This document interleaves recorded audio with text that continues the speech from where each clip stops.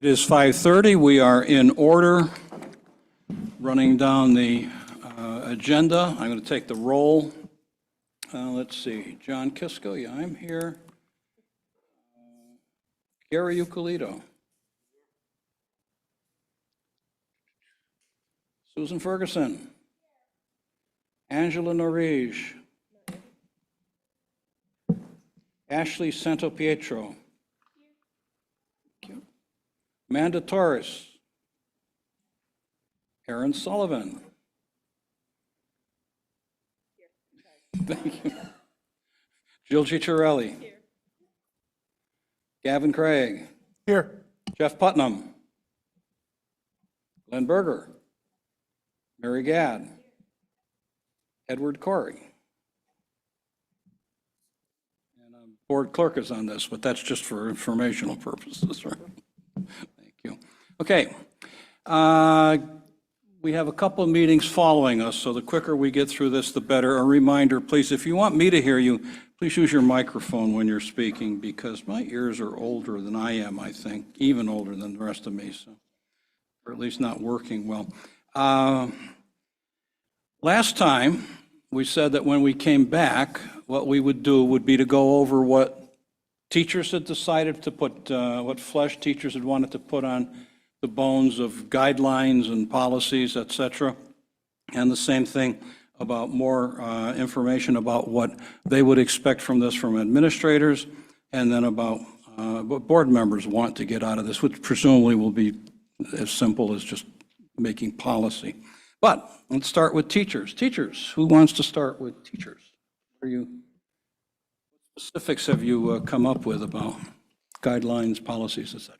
So for the high school level, being able to have students use services like ChatGPT or similar services that in a way that we can teach them how to responsibly use it, teach them how to ethically use it, teach them the difference between having the work done for them versus using a tool to create, hone, and tweak information in a way that is appropriate for the business world and what businesses and the way businesses are currently using it is our biggest focus. And I'll pass over to Jill.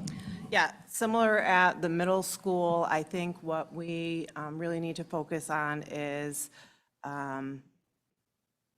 that literacy component for the adults and the students. When it comes to AI, so getting that professional development for the adults first, and ways that it can be used with the kids to prepare them to move up to the high school. Ashley? Thanks. So I wanted to say how I think it's important to teach the academic responsibility of using AI as a tool instead of a reliance in terms for the critical thinking skills. And coming up away with, like you said, like the people for teachers for like how to approach things like that. Any more teachers? No more teachers. Okay, so anything specific about the kind of training, for instance, we'll start with that you think teachers need? Well, I think there's multiple things that are out there, and I think the most easily accessible and free is the information that can be accessed on Common Sense Media. I believe the library media specialists across the district have been tapping into that resource over the years. There are lessons that are created for students, and then there's professional development on the site for teachers as well. So that's a free resource that's out there right away. I know we've had Matt Mervis come in. I know Gavin's done some work with him. He's very involved in the AI initiative, and I think Gavin could elaborate on that more, but that would be something that would cost the district money to have him. Yeah, very involved is an understatement about Yes. what Matt's doing.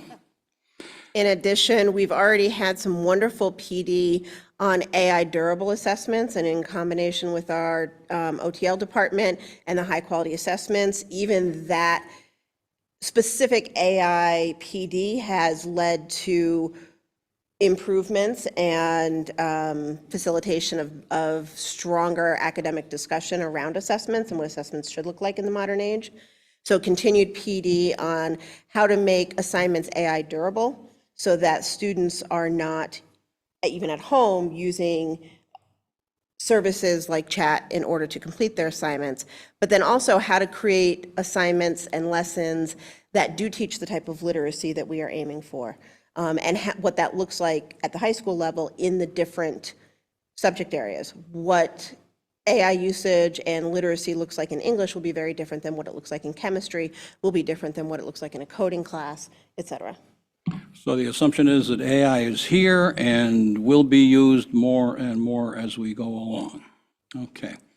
Ashley, did you have more from an art standpoint in terms of PD? Not really, I think just like to agree with what you said, more towards like a teacher-led conversations on how to use it appropriately per class and where those uses pertain is like pros, cons, good, bads. Okay, any concerns about using AI? For instance, kids feed things into AI. Teachers feed things into AI, which then get used by the providers of AI to train and continue. We don't see a security issue with that?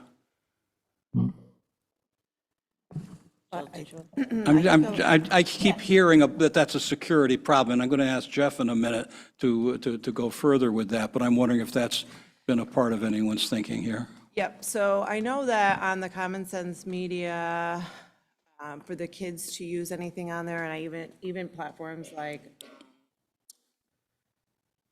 Scratch, they ask sometimes for an age on there, so it could require something where parental consent was needed for kids that were accessing things. But I think for me at the table, the most important thing is the literacy piece. It's kind of like when we think about like DARE, right? Do we teach the kids about drugs? Is it going to make them use it more, use it less, or do we educate them on it? I kind of compare this AI to that. Can we give them the resources to make informed choices when they need to or they want to access GPT? So to educate them in that way, like we would when they were citing sources and writing a paper, what is the responsible use of it? Regardless of AI, electronic resources and search engines will continue to be a part of their daily academic life, inside or outside of the classroom. So even if we don't have that inside the classroom, it will continue to be a function outside the classroom. When they are working on their college applications, it will be a function. And teaching them the literacy to know how to protect themselves in those situations is, I think, where we put our best foot forward. Okay, Jeff, anything to say about the security of? You mentioned the security. The piece in AI, there are multiple ways to do this. There's your chat GPTs and Claudes and Geminis that live in the cloud that collect all your data. It's a part of the terms of use that they're going to collect the data and they're going to use it to improve the model. There are private cloud versions of this where you can pay them extra and they promise you, or it's in their agreement, that the data won't be used to continue to train its models. Or you can also have your own private AI. You can have an in-house one. So that's an expensive option right there because you have to put the infrastructure in place and have the computing power to do it. But you can keep the entire AI model here and run specific AI models that specialize in certain things so the data doesn't go to the cloud and there's no risk of it. No risk of a student in a classroom setting or in one of our buildings taking their college application, which has personally identifiable information on it, and uploading it to Gemini. And Gemini then, it's supposed to strip that information out. But look, technology, as our director could attest, is never perfect. It tries and it does a good job. But if we really want to insulate ourselves from that, you have to look at some of the alternatives, which either come with a large upfront cost or a larger ongoing cost. Not that AI is bad, but if you're going to protect that data, some considerations have to be given either to what you're allowed to put into the AI or assume that people will not follow the guidance. People as in kids, everybody, not knowing, doing it unknowingly, uploading something they shouldn't, by having a local model or a model that doesn't share information may be advantageous. Because the rule is, if the product is free, the product is really, right, is really you. Yeah, we're totally training their model for them. I mean, and we're actually paying them in many cases. You know, you pay your $20 for ChatGPT, or you pay your monthly fee, you're paying them and you're helping them train it, so. But there are ways you can insulate yourself, or at least you'll be told by them you're insulating yourself from it. Correct. Okay. Anything else? Gavin? So, yes, I think that's a really good point, is that AI can also, if we're just, what it is right now is kind of a wild, wild west, right? We are not saying as a district yes or no to AI in general. And so we're allowing everybody as an individual to a degree to make those decisions. And I think that it would be very helpful to have some guardrails around this, because I don't think unrestricted AI use is good, warranted, helpful to our students or to our staff. But I do think that the use of AI under certain parameters and certain guardrails that we all agree upon would be very helpful and additive to not only our staff's lives, but even our students' lives, because they are widely using it at this time, both in their personal lives and in their work lives.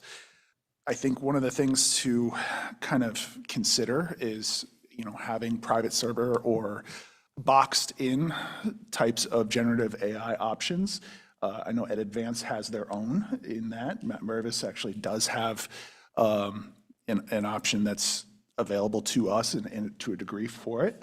But I think in terms of the security piece, there's obviously a big concern there. And I think as an administrator, I will say that, we would like some clear guidance as to what the do's and don'ts are, so that we can then make sure that that's contained, so that we don't have an issue of,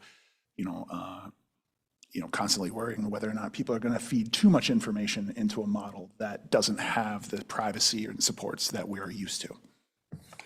And everything we said has to be balanced against the way we really have to train kids to interact with AI, because that'll be a part of practically any job that a kid gets after, except perhaps for the most manual labor types of jobs. Interacting with AI will be their future, so they need to know how to use it, what the pros and cons are. Gary? Now, we're looking at teaching right now. We'll get to administration and policy later, so. Sure. So in an effort to be more open-minded and open to the feedback from the people who are in our schools every day, I would say what might be workable and something that I could accept and I think would do relatively little harm would be to offer, literacy coursework at the high school level. I would not be in favor of any kind of AI coursework at the younger grade levels. I certainly would be in favor of a very strong policy prohibiting students from using AI for any of their assignments, right? I think a student who writes a paper using ChatGPT should get a 0. They should fail, and they shouldn't have an opportunity to make it up. And in the same vein, and this is going to be a bit controversial, I don't think that we should allow district employees to utilize AI in anything that is student or employee facing, meaning that I don't think that we should be ever using these AI models in HR functions. I don't think that we should be writing lessons plans. I certainly think it should be a discipline problem if somebody were to use it to either grade a student or evaluate a teacher. Or to even correct or collate those things. Because in the same way that you wouldn't, as a teacher, want to be evaluated by ChatGPT, neither would the students. So I think that really, it's not, a major concession, but the only thing I would be comfortable with is some literacy coursework for our older students. Because I think that makes sense, and I think it would be a denial of the reality to say that we can't be teaching them that this stuff exists at all. I would be a hypocrite to make that argument. But I just don't think that we should be utilizing it for things that directly face or impact other academic pursuits or the people who are in our schools, be they district employees or students. Go ahead, Kevin. If I I know may. somebody on this corner of the table is going to So want to I say guess, something. I guess in some ways, I completely hear you, Mr. Corey, in terms of, the concerns on that, on all of those fronts. I will also say that having 5 children of my own and one on the way, I've had my own experiences with some very interesting online behavior at times. That in the last month and a half, as the assistant principal of Torrington Intermediate School, I have had some very interesting conversations with students and then now families who constantly say, my child's too young for that. Not my kid. My child would never lie to me. And yet, we have time and time again been surprised by how savvy and how integrated our students' lives are with technology. And while I would support certainly AI literacy at the high school level, I would argue that they are already fully engaged in AI literacy of their own kind, to their own direction, and to a very detrimental direction at times, without any sort of guardrails at the 4, 5, 6 level as well. Anyone else? Yeah. Oh, Mr. Wilson?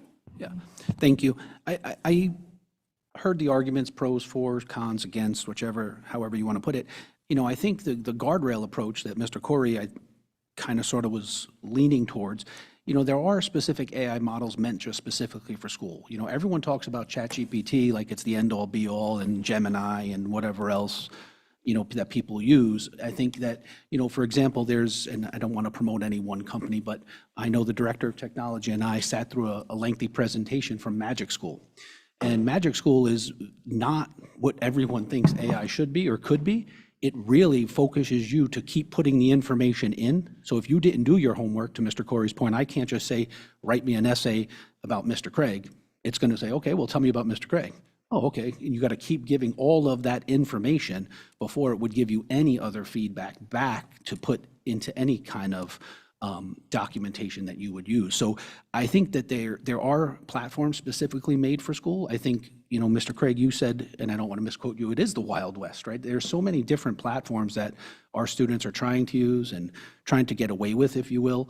But I think we have to be cognizant and aware, to Mr. Kisco's point, where, yes, we understand that it is in the world around us. But I think our job as educators, and if that is the board's pleasure, to go in a direction where we are going to start utilizing AI as a tool and as an education component, we have to be very careful and pick an AI meant for schools and meant for children that have those guardrails built in, that are not just going to give you the answer, not just going to give you the essay, not just going to grade a paper, to Mr. Corey's point. Our teachers work very hard, and as they should, to give students appropriate feedback. I wouldn't want my feedback from an electronic device. I think that that's very important, and that keeps our rapport with our students paramount. So I think if that is the direction that the board is thinking, I want the board to be aware that there are many, many platforms that are out there. And, Rachel knows way more of the technical than I ever could imagine at that experience that her and I went through. But when we got to play in it, it was very telling that we just couldn't say, do it. It was not as like ChatGPT, do it. And that was part of their presentation, where they actually did use ChatGPT versus theirs to say, you can do it this way, or this is the way, whereas it has so much more of a strong educational component to it. And as educators in the room, and I heard that from the educators sitting here and from administration sitting here, if that's the tool that we, the board, want to use and start to teach and start to incorporate, I would just caution that it has to be an AI meant for schools, not just any AI that, yes, when they graduate, they can use any AI they want, to Mr. Putnam's point. That's fine. You pay the $20 on ChatGPT and it's your unlimited version. But for us in schools, it matters. And that would be where I stand on the position. And as I said, that's just one thing, but I think our director of technology knows way more than that specific one. And she'd be able to even say, these guardrails are good. And then to talking about selling our stuff and using it for training, that's already built in from the Connecticut clause when these people want to sell to Connecticut. So we wouldn't have to worry about that. So that would be my comment on the matter. Thank you. Gary? Well, I probably go with Ed more than anything, but I will well, there are people here who are going to speak tonight that are expert in this, and I'll let them. I'm not an AI expert, I can tell you. I've given people lots of research. I can use the chairperson of Anthropic, one of the co-founders, who simply said, you're never going to teach the kids AI because it changes tomorrow. What you need to do is teach them humanities and think critically, and AI is not the way to do it. What she says is, in order to use AI in the future, and I'll let some of the people that are here, especially Ian, because he runs a big group of people at Ernst & Young, I think it's a misconception that learning anything, I'm not going to say we shouldn't have something, and in fact, I'll start with that. We need, and as what I'm going to hand out tonight is what people know, is a computer lab. You can use kids. You can teach kids how to use it ethically. But every single classroom shouldn't be teaching it. It should be in a computer lab where it, and I've talked to Rachel, where it is controlled. Every single computer is being watched. And then the school comes up with whatever that course is going to be, maybe with the help of consultants. But it's never going to be used and taught in a way that we can stay ahead of it. And that's not me saying that. That's the people who are creating it. You're never going to stay ahead of the students in the model. They're cheating now. They're cheating in Torrington. They're cheating in the schools. My granddaughter was in Litchfield High School, won't say her name, talking to a bot at 12 years old. And the bot told her, in order to distinguish between a robot and a human, get an axe and hit the robot and see if it's a human. This is during school. She's 12 years old. She's got a 99.9 percentile, reads 5 books a week. She had a conversation and a friendship. She told her friend, I've befriended a bot on AI in school. So my approach is going to be how we keep our kids safe. Do teachers do a better job than AI? I absolutely think so. I don't know that AI, and I've got lots of studies, I've handed them out, and I hope people do more research. AI is a tool, but it's not serving a purpose in high school unless they know how to, and not even be used in high school, because introducing it into the high school realm is a security risk and can be a security risk. And AI itself is rewriting models as the kids use it to get around firewalls. You know, Anthropic just shut one of their models down because it fooled another model. So I think we can have a computer lab, and we're going to propose that in the policy, that all these things get taught in a computer lab, so the kids can sign up for that and learn how to use it properly, probably once they get to college. But Mr. Berger's daughter is graduating this year, and she called me and said, I'm going to write a letter because everybody's cheating in college with AI. Nobody's doing any work. So nobody taught them how to use it ethically, I guess, and the teachers can't control it. So it's going to take a lot of, they are talking about a 5-year moratorium through the Senate on applying it to school systems. It's dangerous, but I do agree, we do need to teach the children something, but it has to be that person who understands, and maybe it's, Gavin, I don't know I know you're a assistant principal, but somebody who understands technology, understands computers, and as Jeff once mentioned with a computer lab, you know, to really get these kids to understand how to use it, they need to understand how the software works, how to create software, what algorithms are, what they can do with an algorithm, and all those things that can lead them to a future with AI. Because if you're learning AI in high school, by the time you get out in 2 years, an agent's going to be doing your job for you. But understanding how to promote and work through that program takes a lot of unique knowledge, and we can teach that in a computer lab, you know. But controlling these things now with 4,000 kids, and we're going to propose cards too, but 4,000 kids with 4,000 computers, and having Rachel have to track them every day, and how many kids are breaking into the system, and how many kids are cheating, and we're spending a fortune doing that, and it's not doing the kids any favor. So we can get through this, and Gavin, I agree mostly, but I would think it's a computer lab that solves all your problems, whereas you dictate what the course is going to be through the curriculum, and you apply it through the labs, along with the other courses. They need Excel and Microsoft Office and all those things we don't, and in the arts too. It's a very important program for the arts, and that might be the exception. In special education, it's very important. And other statutorial things, you know, creativity, it can be very helpful. But, you know, I don't think it should be allowed in high school, other than if it's taught through the lab where they learn how to where they can learn how to use it effectively after school. So. Okay, thank you, Gary. Yeah. I'd just like to remind us that the first things we heard from the teachers, it was Aaron who first spoke, responsibility and ethics. And I think our first line of defense is the classroom teachers. And if we trust them, and we have to, I think some of those concerns are maybe lessened. State passed the HR protection for AI, for instance, for people. And also the chatbot, I'm your buddy, and et cetera, maybe even worse. And that was part of the state law that passed just a couple days ago, right? So these things are being taken care of. State has promised us AI guidelines for policy, have not delivered. I shouldn't say have not delivered. It's a complex thing, and you really wouldn't want anything that got rushed. Shipman Goodwin doesn't have policies, model policies for us to look at, and I don't think CABE does either, although I didn't check there. So this is, who said Wild West? Gavin, I think that was you. Yeah, this is still the Wild West. There are some school systems that have policies on this, but we'll get to board members and policies in a couple minutes. Right now, I'm focusing on teaching and teachers. So we're still at guidelines and training, right? And, okay, let's leave it at that and go to administrators because we've already burnt half an hour of the meeting time. Gavin, you're the only administrator here. What? So there's a couple things that maybe that kind of tag this in together, maybe.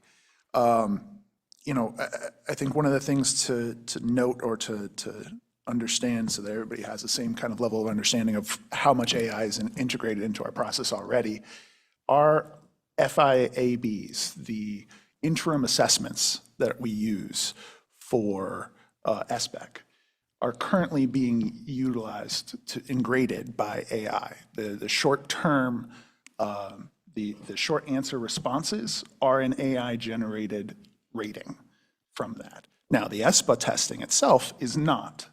So as a formative tool, the FIABs is one level, and then as the ESPA itself, it is not. So that's one way in which I can say that, you know, Smarter Balance and or College Board and or, you know, the state have differentiated how much they're letting in when it is a summative assessment versus something that they're using as an instructional tool. Evaluation versus support. I absolutely agree with, I think it was Mr. Putnam that said something along the lines of how, you know, or Mr. Corey had actually said that nothing should be evaluative in terms of AI doing the evaluation of, but in terms of support, you know, I would say that there are elements to which from an administrative side of education to which we can utilize AI to either help support in, you know, writing certain documents or emails or providing some kind of more cohesive and clarity to the feedback that we do give, as opposed to it generating it for us and saying, hey, here's this information, interpret it for me.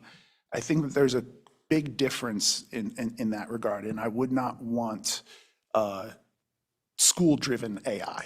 You know, I think that that's a big component, that it would be dangerous that if we had an AI-driven type of schooling.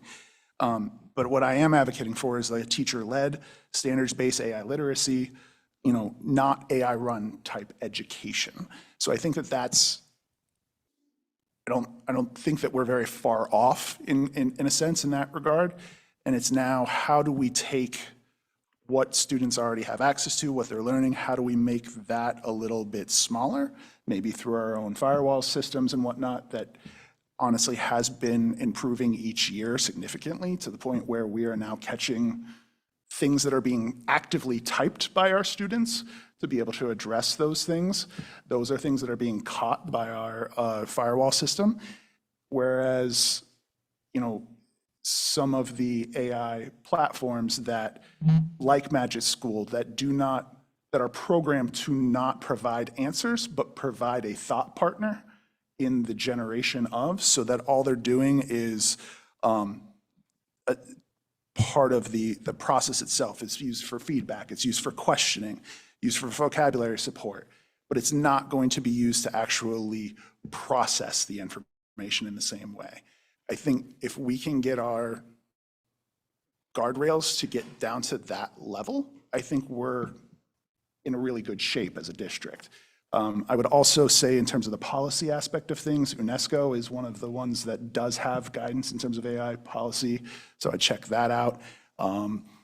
The State Department does have some guidance, but it's not as specific, as Ms. Euclid was kind of referencing.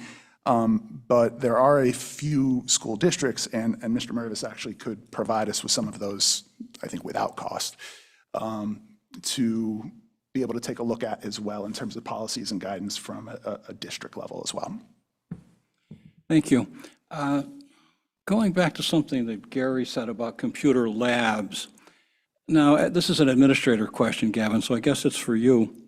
When I was overseeing the computer lab when I was teaching, I could hone in on any kid's screen. I could call up any kid's screen. Now, I'm sure the technology exists if every kid is working through. Okay, Aaron, go ahead, answer the question before I ask it. No, because you know what I'm going to ask, so go Yeah, ahead. we have, as teachers in the classroom, we have that capability now. For the kids who are hooked up to our wireless or to our Wi-Fi system.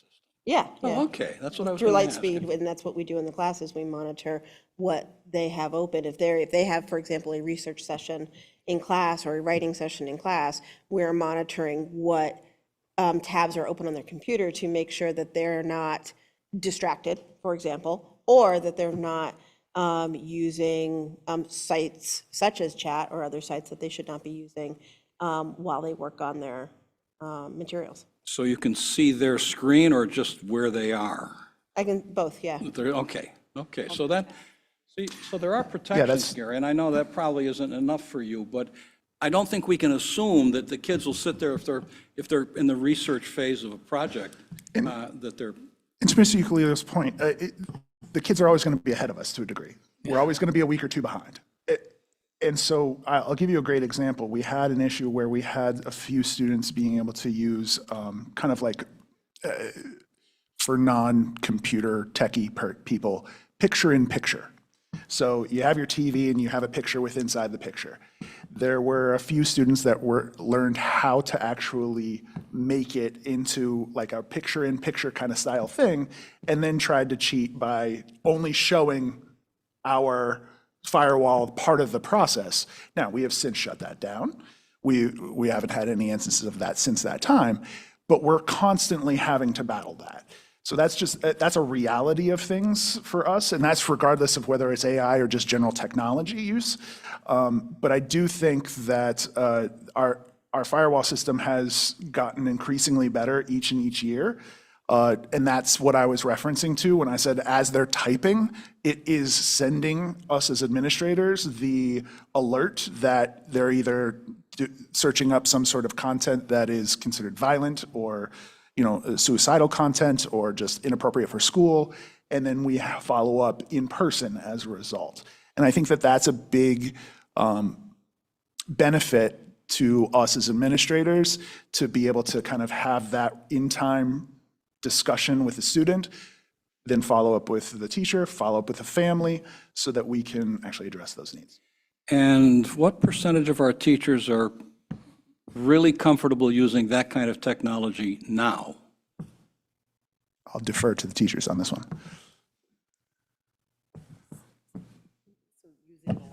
Yeah, using, I mean, I everybody. think everybody, because prior to Lightspeed, we had. Classroom, what was it?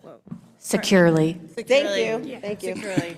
I think they're, very comfortable. In fact, I know teachers in my building have become very well-versed in it and have offered their time to share their knowledge with other teachers. We've talked about it in meetings as far as how to limit tabs on the number of, so if a student is on the computer, they can, we can limit their tabs to have 2 tabs open, so they can have Google Classroom open and then whatever they're reading on there, so they can only have that on there. So while I don't think there was ever any district formal professional development on Lightspeed, maybe at the high school. No, I don't think, people have picked up on it along the way and have self-taught themselves and have passed it along to others, so, and it's used pretty much on a regular basis. Have kids found a way to get around it? Yes. and then we re-report it. So look at so-and-so's computer, and Rachel will fix it, and, yeah. Always that stuff. If you don't mind, I did just want to say, we did do a formal training on it during the 2 days of PD before school started, I believe, last school year, and in February as well. Yes. Okay, and do we have any troglodytes who just absolutely refuse to engage this technology? Not to our knowledge. No, I'm sure there are some. I'm just wondering, is it 1% or 10% or 50%? I would argue at best it's 1%, only because Okay. we do have a one-to-one device kind of process, or we did at one point, and so it was so necessary for us to be able to track and know what was happening on those screens that it was almost a required. Because part our of the teachers are practice. now almost all digital natives anyway, right? Okay. Yes. Okay, I'm going to say that we've finished specifics from teachers and specifics from administrators. Board members, anything that hasn't been said already?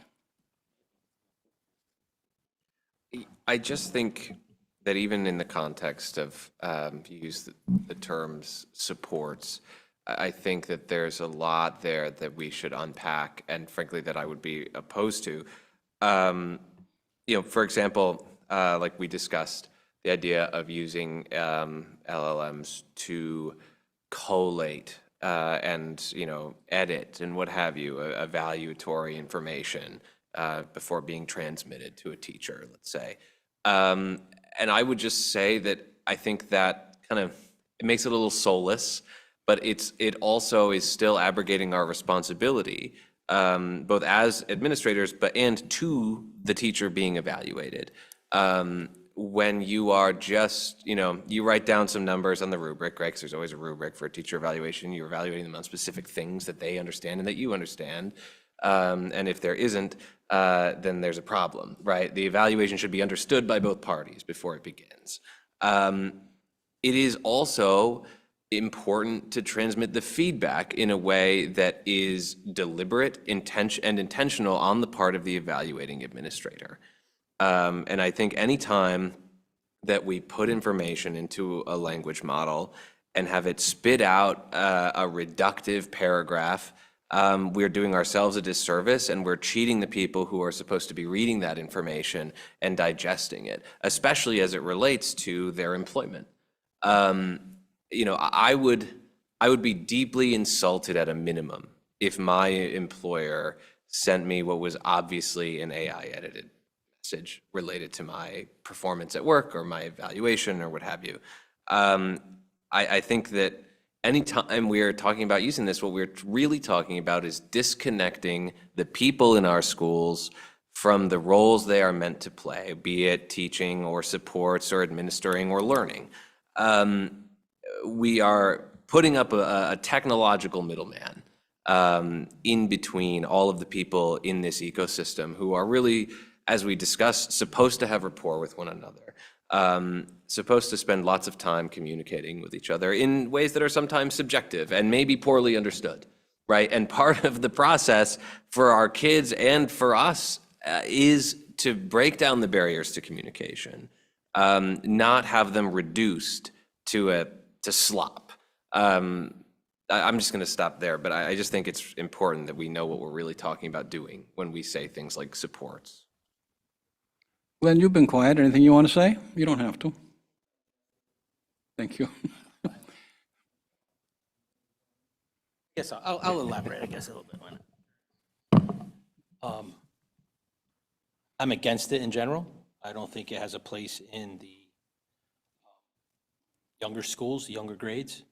I think we need to stick to the basics and teach kids how to read, how to write, and how to do math. I mean, I think most of our attention should focus on that. Maybe introduction in the middle school with computer labs, and more of an introductory to AI, what it's about. And then in high school, do advanced computer labs and take baby steps into this. Because by the time the kid that starts it in 7th grade, by the time he becomes a senior, AI is going to develop a lot lot further. I think we should just really stick on focusing on reading, math, arithmetic, and things like that. I think we have a long way to go there and not get distracted too much by AI. And I think AI can also remove the personal touch from a teacher to a student. If the teachers start relying on using AI to, and not eliminate it, but if they utilize it too much to develop their curriculum and correcting papers, they're not going to understand little Johnny or little Mary on how their brain is working. And that's really their job, to help them teach, in my opinion, and not let AI do the teaching. Teachers need to be closer to their students. Thank you. I think this is dangerous, and we need to go a little bit slower.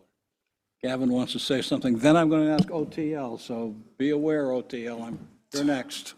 Totally agree with the idea of going slow. I think that if we were to open up the floodgates, as it feels as though they currently are open, we have a lot more concerns that we would have to address over time.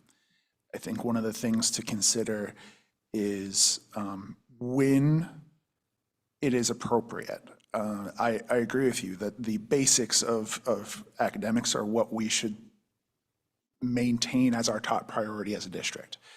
I will also say that I have a few students that, as a result of their extracurricular technology use at the intermediate school, are now chronically absent due to disciplinary reasons because of their technology use. No other purpose or no other reason. And in those instances, if they knew, if they learned, if they had awareness of the degree to which some of the actions that they were taking were not even borderline illegal, straight up illegal at times, that we would have them in front of us more as educators. And that the typical student right now in 5th grade that has chronic absenteeism is roughly 11 points behind in terms of percentile points from a student that is not.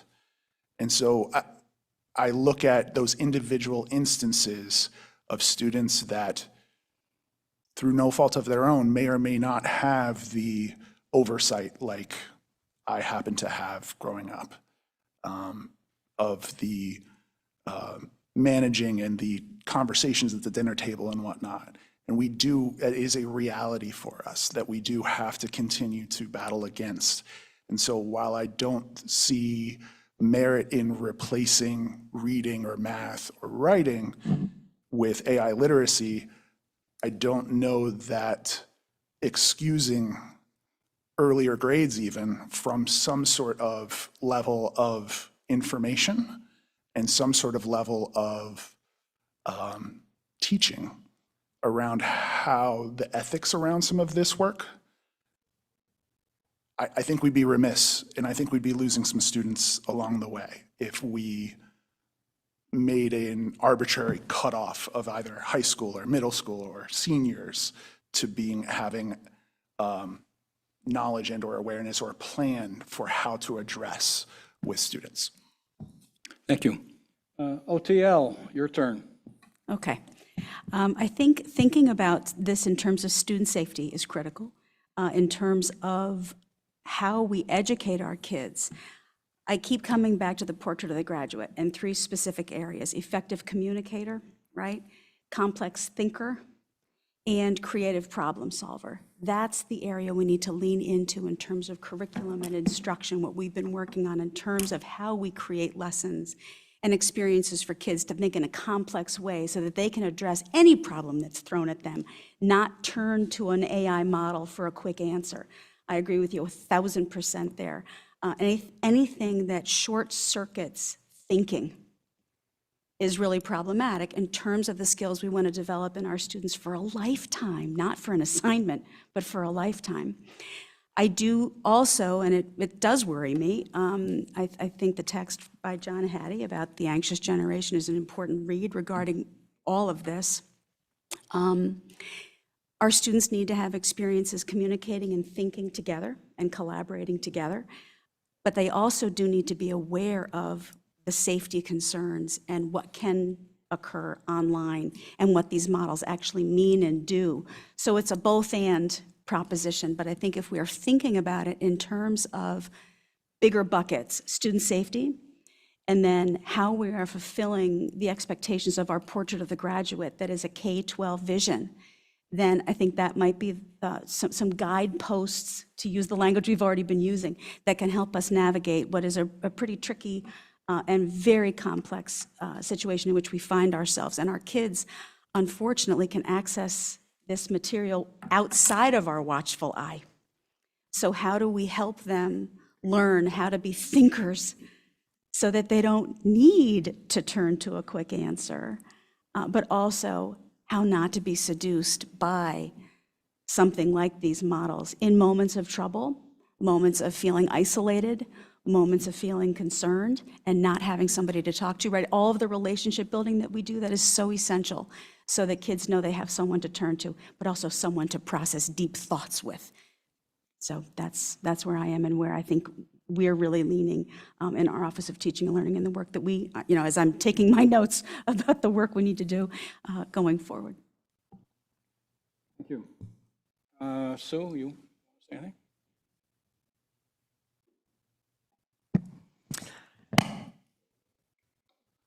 I'm going to break the microphone. I think what I would just like to add, and it's really not an addition, it's just sort of reiterating what some of you have already said, is I think our obligation is first and foremost to keep our children, our students safe. I happen to be a traditionalist. I agree with what you said, Glenn. I think that reading, writing, and arithmetic, the 3 R's, are where we need to be focused. Particularly at our K-3 schools, I don't believe that there's a need for artificial intelligence at our youngest grades. I think we have an obligation as our children get older into the intermediate grades, because they are exposed to this, to make them aware of the dangers of this. And that is a conversation that has to be ongoing. It's a slippery slope.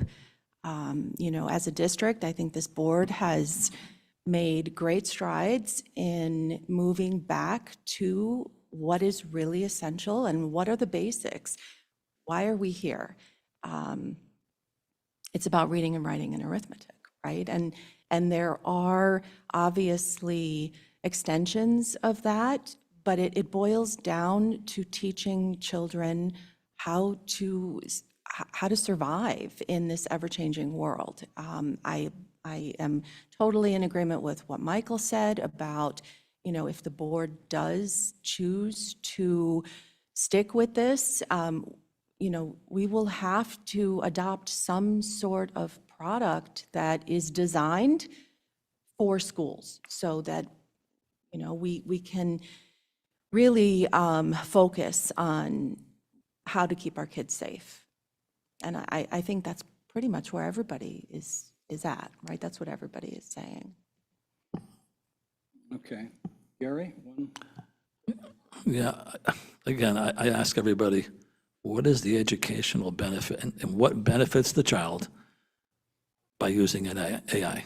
Other than introducing them to the issues and the problems with AI, what benefit do they get educationally from AI? There's no study that indicates there's any benefit. In fact, the people who arrive at these models say just that. From the educational standpoint, AI doesn't help the outcome, it deters the outcome. And there's 1,000 ways for kids to cheat, and they do. Their hotspots and those kinds of things. So, listen, I agree.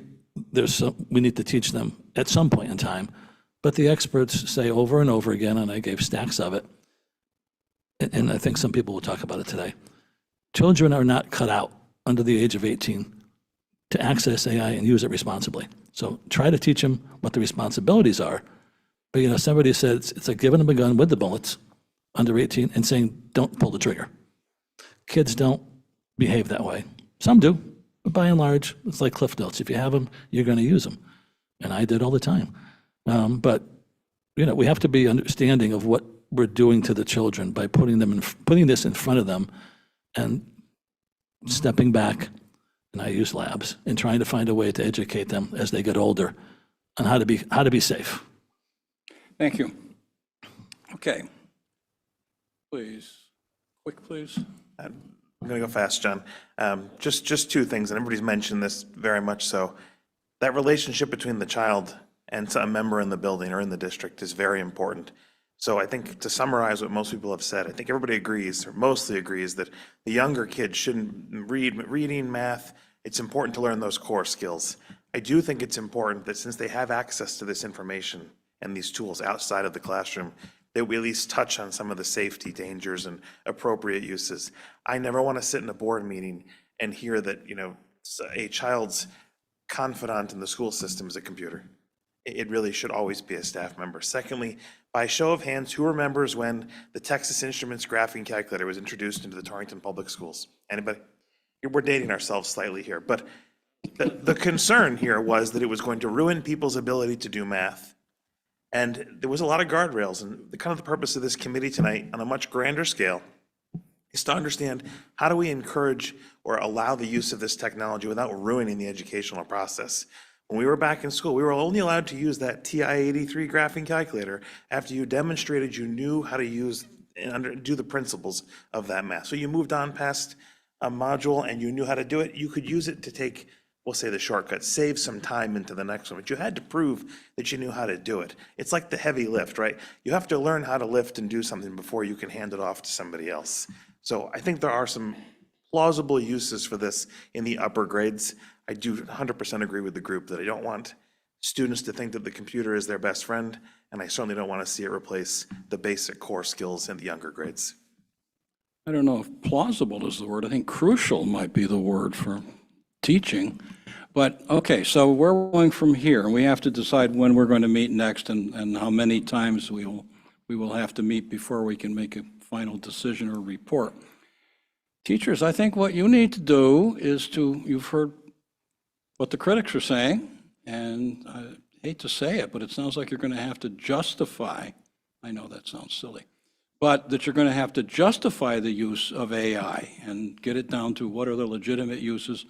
And it'd be nice if we had someone from the lower grades here, because that would be useful, I think, because we've heard there's a perceived dichotomy between the need at the lower grades and the higher grades. I perceive that too, but I don't teach the lower grades and never did. So I think you said you need training, you need guidelines. Well, okay, so guidelines is what we're talking about now. What will the guidelines be for teaching here, if you don't mind doing that?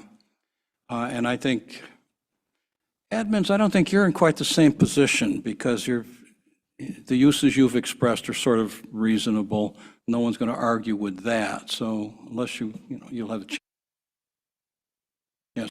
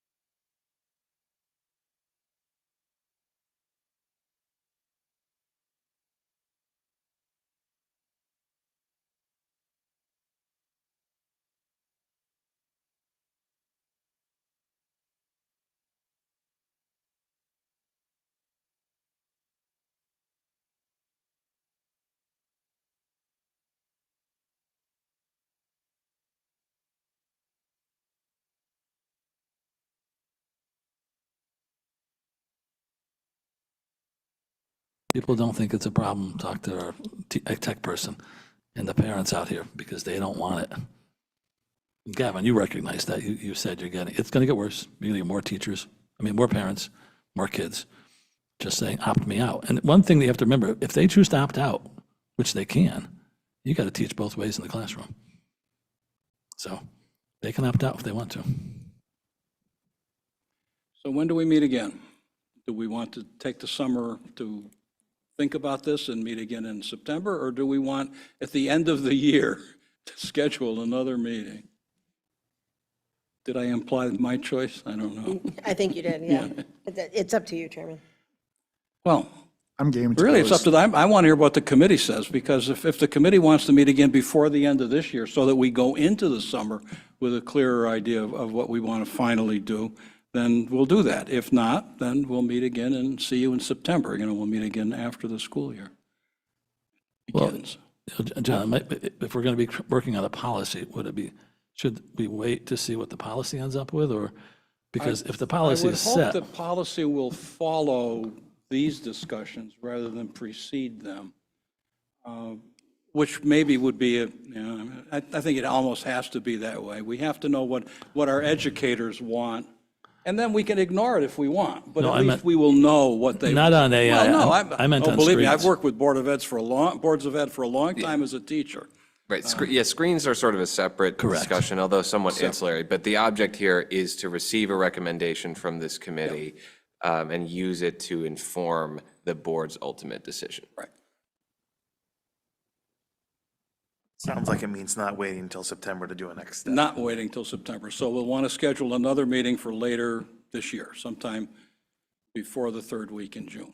Okay, there's a lot of time to do that, but teachers get a little bit busy between now and then. Administrators get a little bit busy between now and then, but that's okay. Well, do you want to piggyback? We're going to need, Character building, it's character, considering it to be character building. Anyway, we're going to I'll need be another aggressive and policy say meeting 2 weeks from after now. what's that? We're going to need another policy meeting before the end, so we can piggyback off that. Well, the board can, the board's policy committee will meet or can meet in June. It'll have a meeting in August. You can try to have your committee. We usually don't meet in July. No, we don't. But you can try to get your committee together for July if you want. I won't be there. So there is a policy committee meeting on the books for August. Right. So even if this isn't done in time for the committee and the board to take an action on in June, there will be time before the beginning of the next school year. Although it would be a bit abrupt. It would be pretty close to the beginning of the next school year. It's a possibility. Any preferences on when we meet, earlier rather than later, I assume? Like first week in June? First week in June? First week in June? First week in June?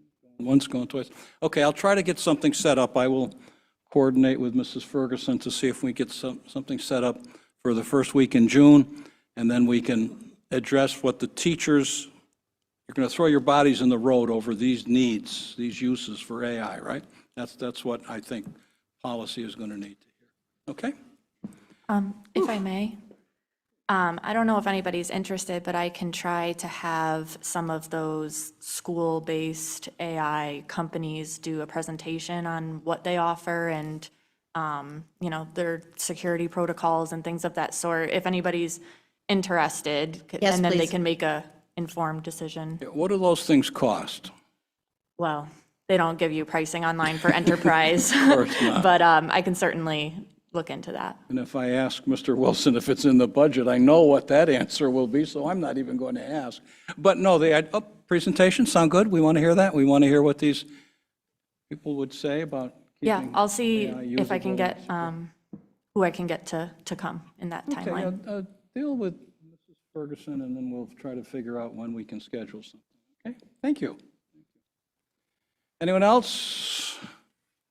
Anyone have a comment for the good of the order? Glenn? I don't know if this is a comment for the good of the order or not, but Jeff, I'm going to need to tax your brain power for a minute. But this thing is not slowing down AI.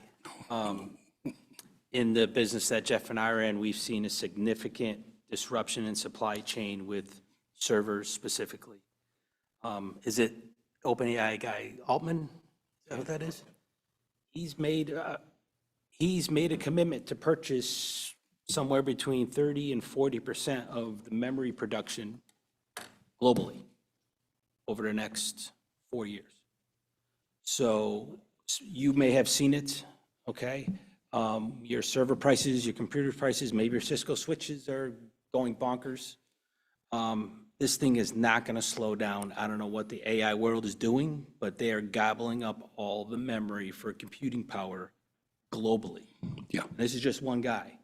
So what their 4-year plan is, buying 40% of the memory computing power over the next 4 years, someone's got to wonder, what's the long-term goal that they're planning? It's something to be aware of. This thing is not going to slow down. It's going to take off, and I think we really need to be prepared for it. This week's copy of The Economist talked exactly about that and how there is over-demand for AI services, and some AI companies are cutting back on new subscriptions, not allowing new customers on or not allowing customers to increase their usage. So And if you guys are going to buy computers, buy them soon because they're not going to get cheaper. no, that was pretty much the point of The Economist article, too. And prices go only one way most of the time, anyway. Looking for a motion to adjourn? So Second? All in favor? Aye. We're adjourned. Thank you.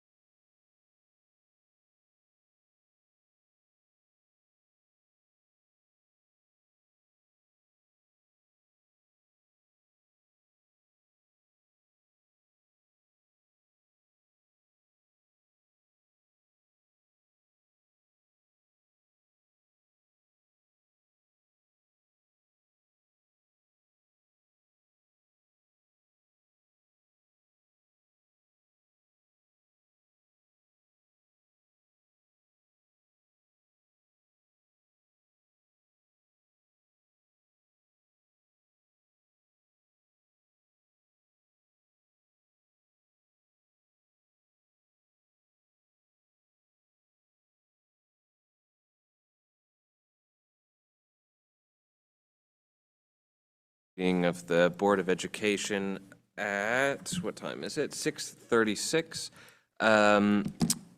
If you could call the roll, Kristen.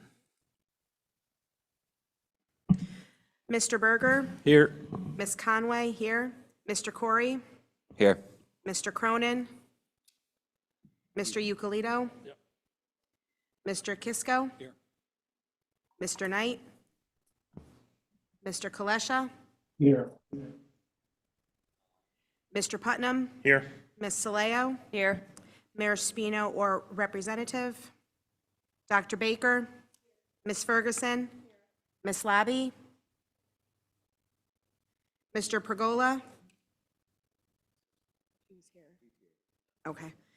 Ms. Schulte, Ms. Vians, Mr. Wilson. Great, thank you. We next have a possible executive session regarding discussion of written attorney-client privilege communication regarding draft instructional screen time policy. I would hear a motion to enter into executive session inclusive of Mr. Wilson, Ms. Ferguson, Ms. Schulte, Ms. Vians, and Attorney Antonetti. So moved. Okay, moved by Mr. Putnam, seconded by Mr. Yuclito. All those in favor? Any opposed? We are in executive session. Gentlemen, for those of you who are online, if you could call, who has the newest phone? Yeah, why don't you call Mr. Putnam, and he'll make sure you're conferenced in.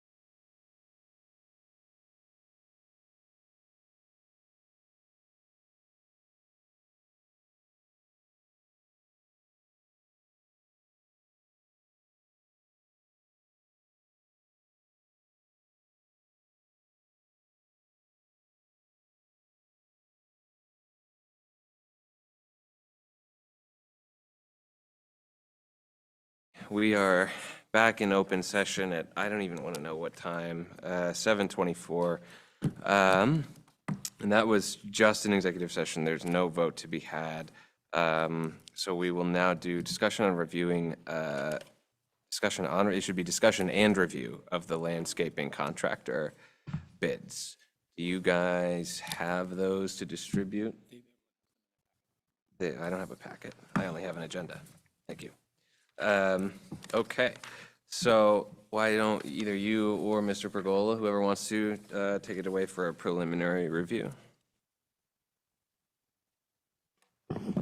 Thank you. So what you have in front of you is the packet from this second bid that we went out to. The first page, it'll say 4 of 31 at the bottom. Well, let me back it up. Go to 3 of 31, which is the public vendor sign-in sheet. So we had 3 people who came for the pre-bid walkthrough, and only 2 people gave us a quote on this new revised. The big difference in this and the last bid was the performance and bid bond that was included.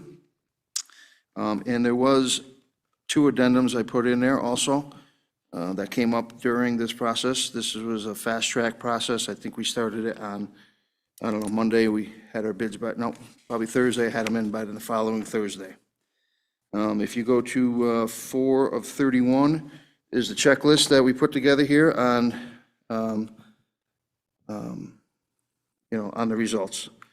So as you can see, the bid requirements from the pre-bid meeting all the way into the last page is percentage increase. Again, Premier and Jesperson were the 2 that bid it. Naugatuck Valley did come to the pre-bid, but they didn't submit a bid.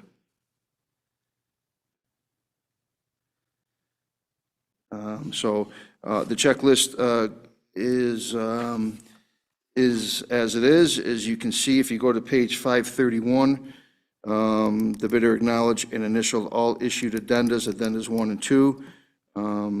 That one there is missing by Premier Landscaping. Every other checklist item is completed. If you go to next page, 631, where the spreadsheet we have here, there's a lot of numbers because we did break it up into many different options.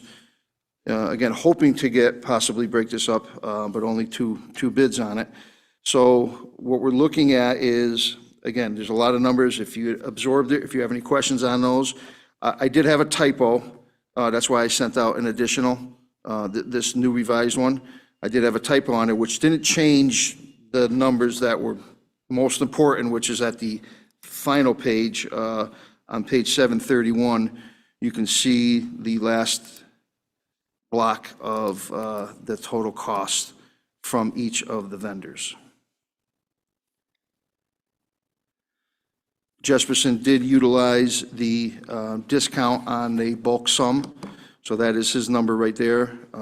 For the 3-year total, he's at $866. Premier's at $697,320.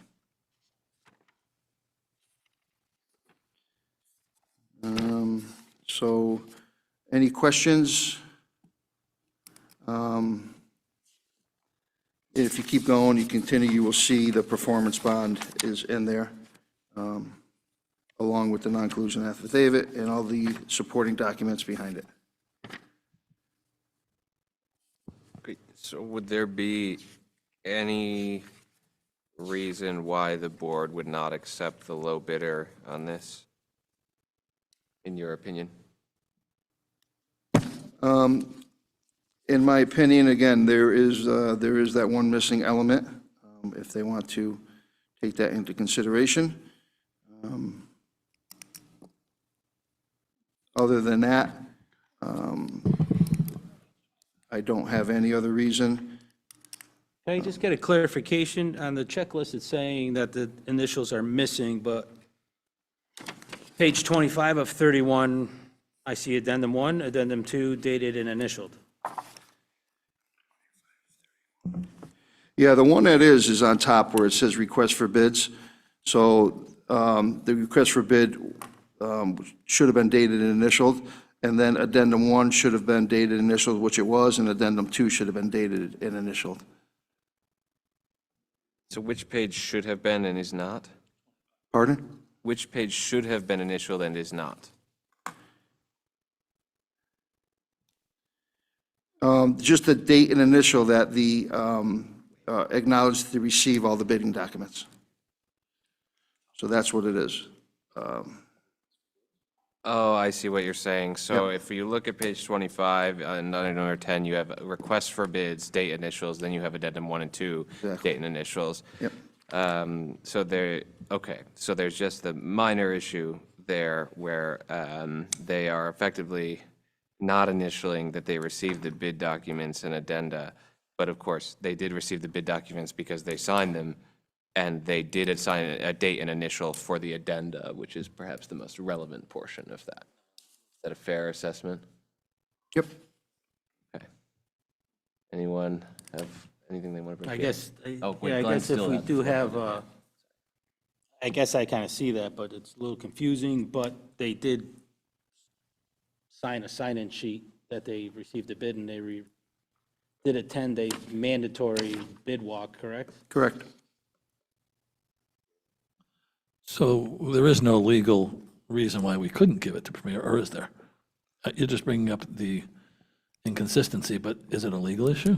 No, I don't think it is. It's a kind of a non-material deficiency that is in there. You know, I don't want to say yes or no on that, but I just thought you were a lawyer. what'd you say? I thought you were a lawyer. Not tonight. And just remind me what we budgeted for next year's landscaping. I'm mostly inquiring because I want to know if taking the low bid will be any kind of savings from what we did budget. I believe, without having that number right in front of me, I believe it was 225 or 227. The board asked us to move it up at the budget meeting. That's the number I'm recalling. Okay, so in fact, that's roughly in line with what Premier did bid. Correct. As the low bidder. So that's, I mean, it's not a savings, but I mean, it's also not, you know, if we were to go with Jesperson as the higher bidder, we would have to add money to that budget line, which I don't know that we can afford. But does anyone else have anything they wanted to say? Doug, does Premier have the correct and right amount of equipment for this job? They did give me a list of equipment, and it's not of the amount of equipment that the other one has. So, you know, it's their responsibility to get the job done with the equipment they have. You know, so it's not as a robust list. One of the things he did mention, he's going to have to purchase a painting machine and some other items. But they acknowledged in that conversation that they, you know, they are aware that they would have to make a purchase of the equipment and that they would be obligated to provide the service. They would be obligated to provide the service, Great. And they would be bonded if they don't. and they did complete the performance bond. Yep.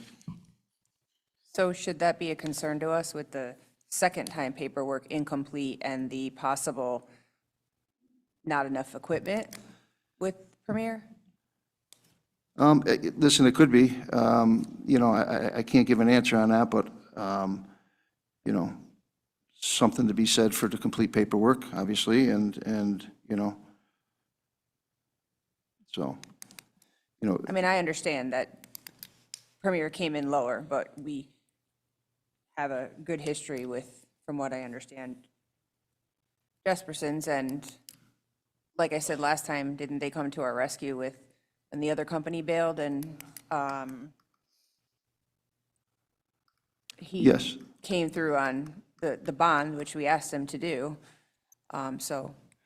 yeah, and he has also been doing work now that we needed to get done for the track and field, that he has completed, and, you know, if he gets the job, obviously, it gets deducted. If he doesn't, I'm sure, guessing we'll be billed for it, but he has helped out quite a bit. You know, he's proven, he's been reliable, he's familiar with the project, so, you know, if you're looking at low bid, obviously, there's something to be taken for that. If you're looking at those other items, something to be said for that.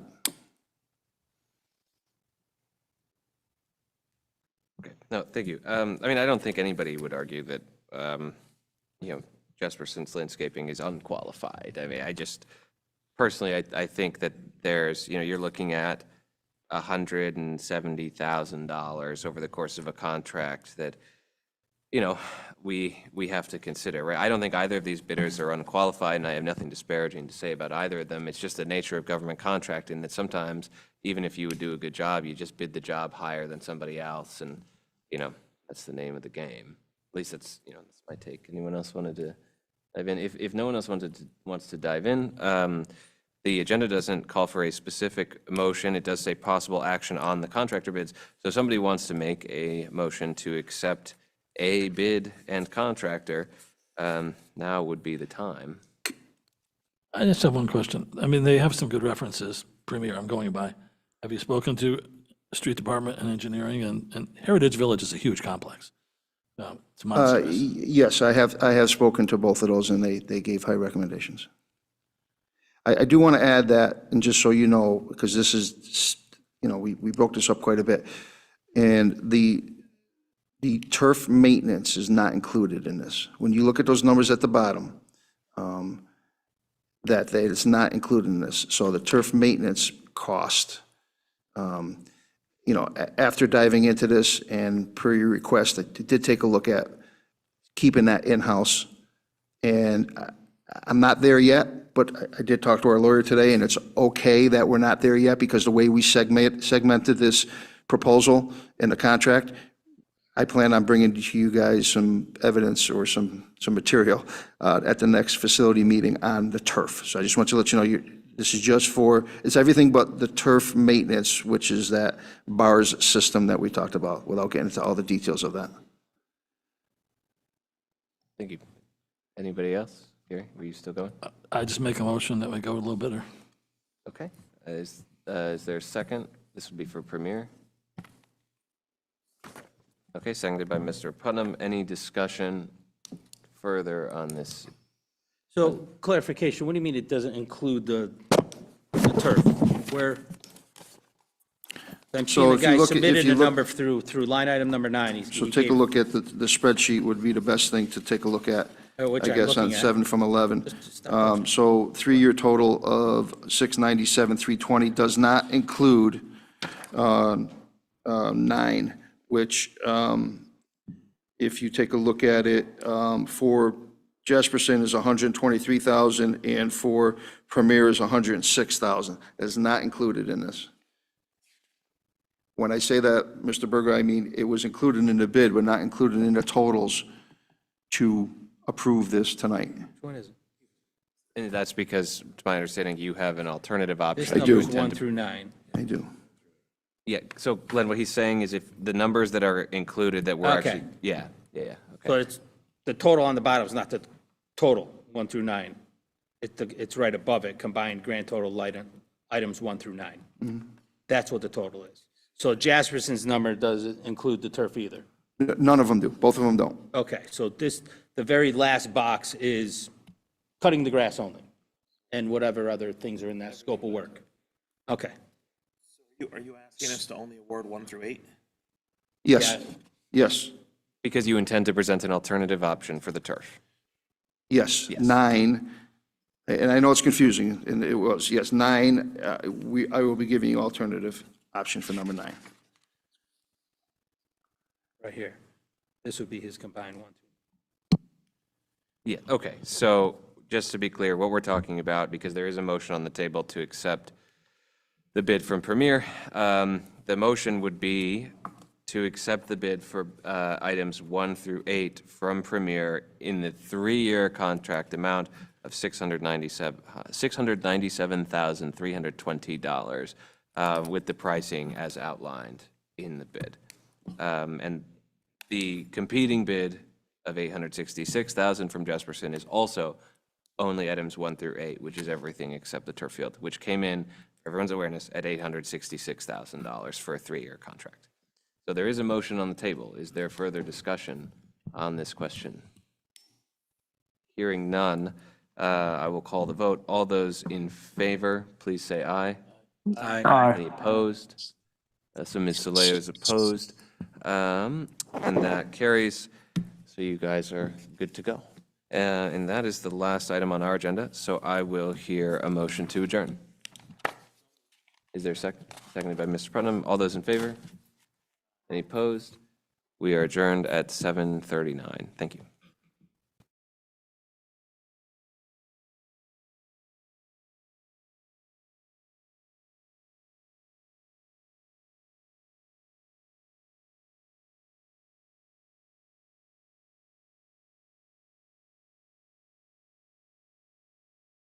I wouldn't expect it to go too fast, but somebody has to leave. Call to order, well, is anybody staying or going?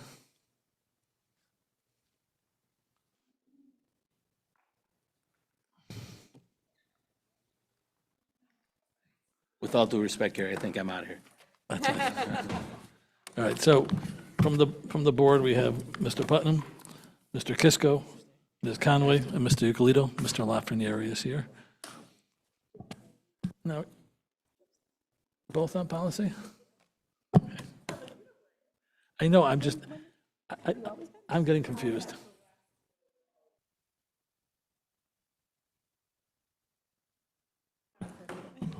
My And ride's Miss- staying, so I have to stay, Gary. Okay, and Mr. Berger. And Ms. Sterling. Okay, we're going to go. Can I get a motion for approval of the agenda?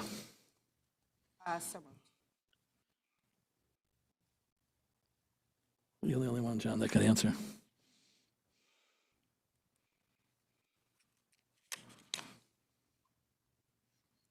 Is there a second?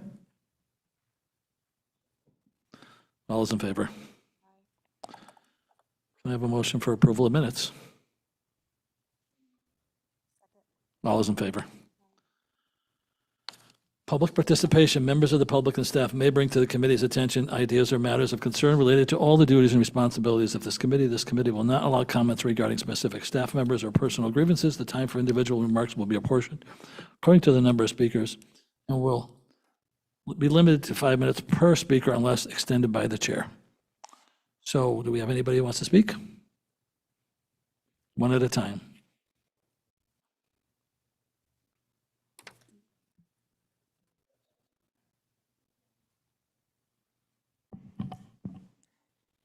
Good evening. My name is Alicia Armstrong, and I'm here on behalf of the Torrington Warriors Football and Cheer League.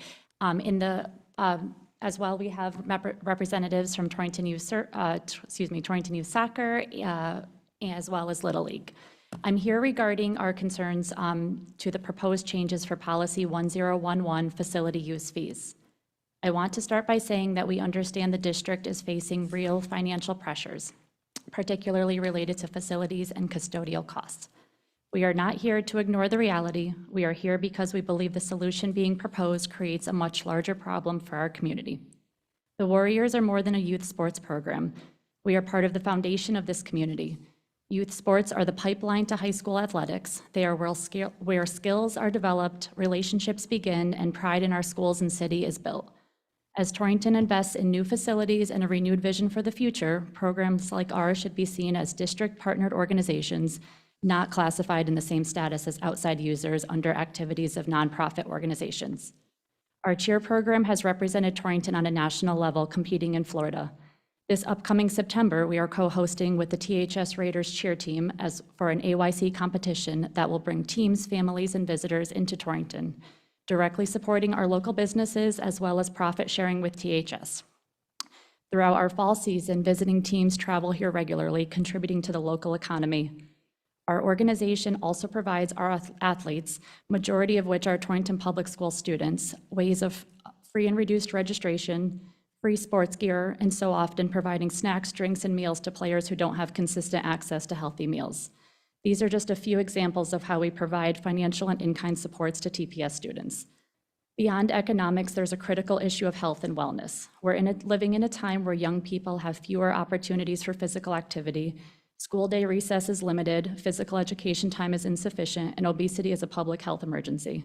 There are very few free and low-cost options available to youth in our community, and programs like us help fill the gap.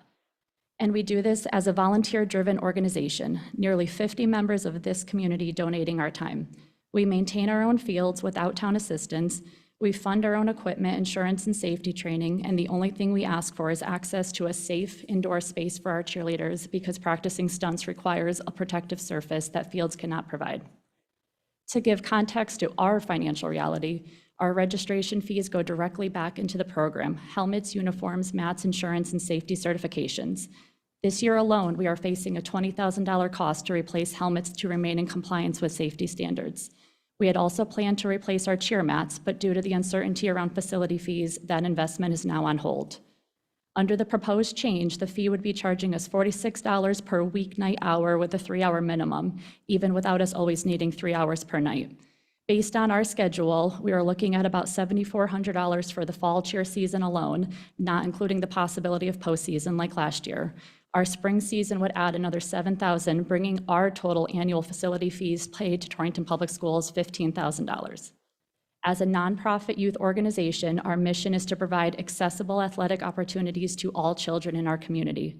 Our current registration fee of $280 barely covers the cost. We already offer reduced fees and scholarships to families in need, and these new facility costs would require us raising fees to approximately $500 per participant, an increase that would place participation out of reach for many of the families. The Budget Committee meeting on March 11th, in the minutes it was noted that Mr. Wilson felt it might be necessary to reconsider the rules around facility use and optimize staffing. Mr. Pergola mentioned that adjustments to the facility use form are being considered to better manage the workload.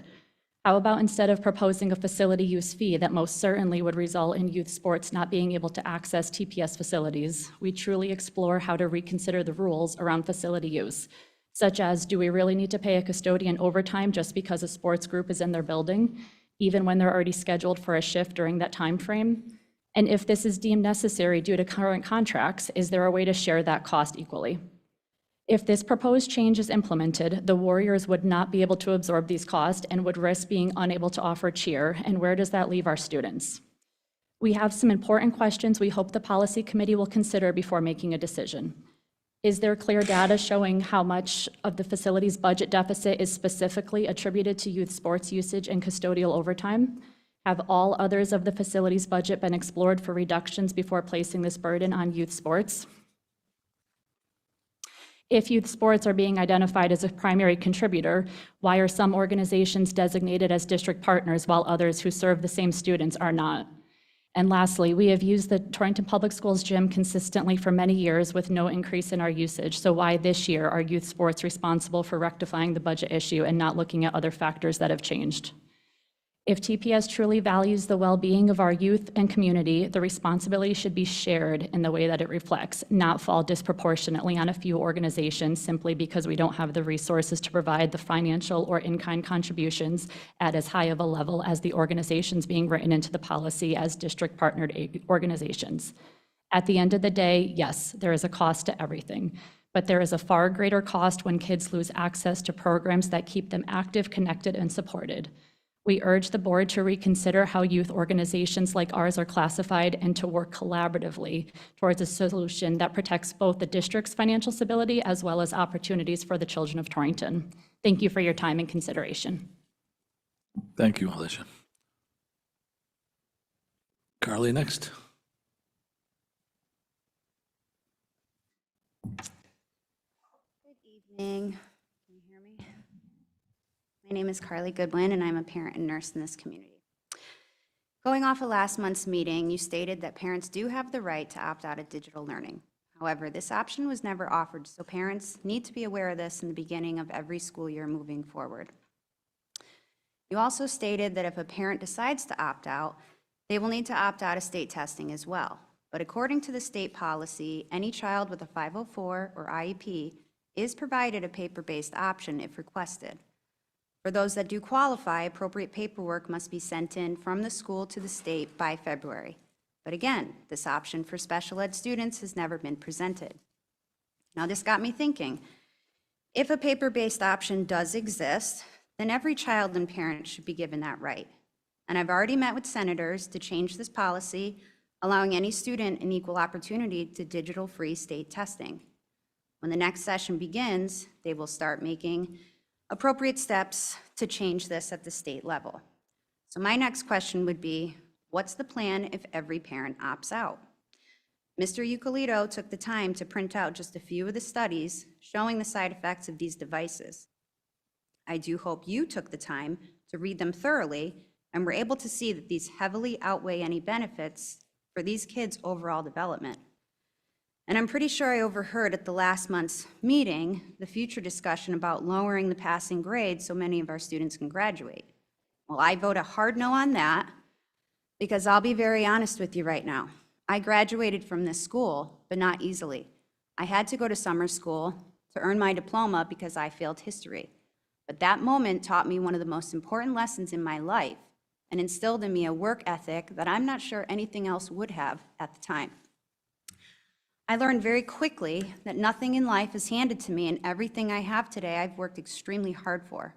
I don't think I would have such a driven personality if I was able to just pass on by. So lowering the passing grade to accommodate the scores is not the way to build the future we need.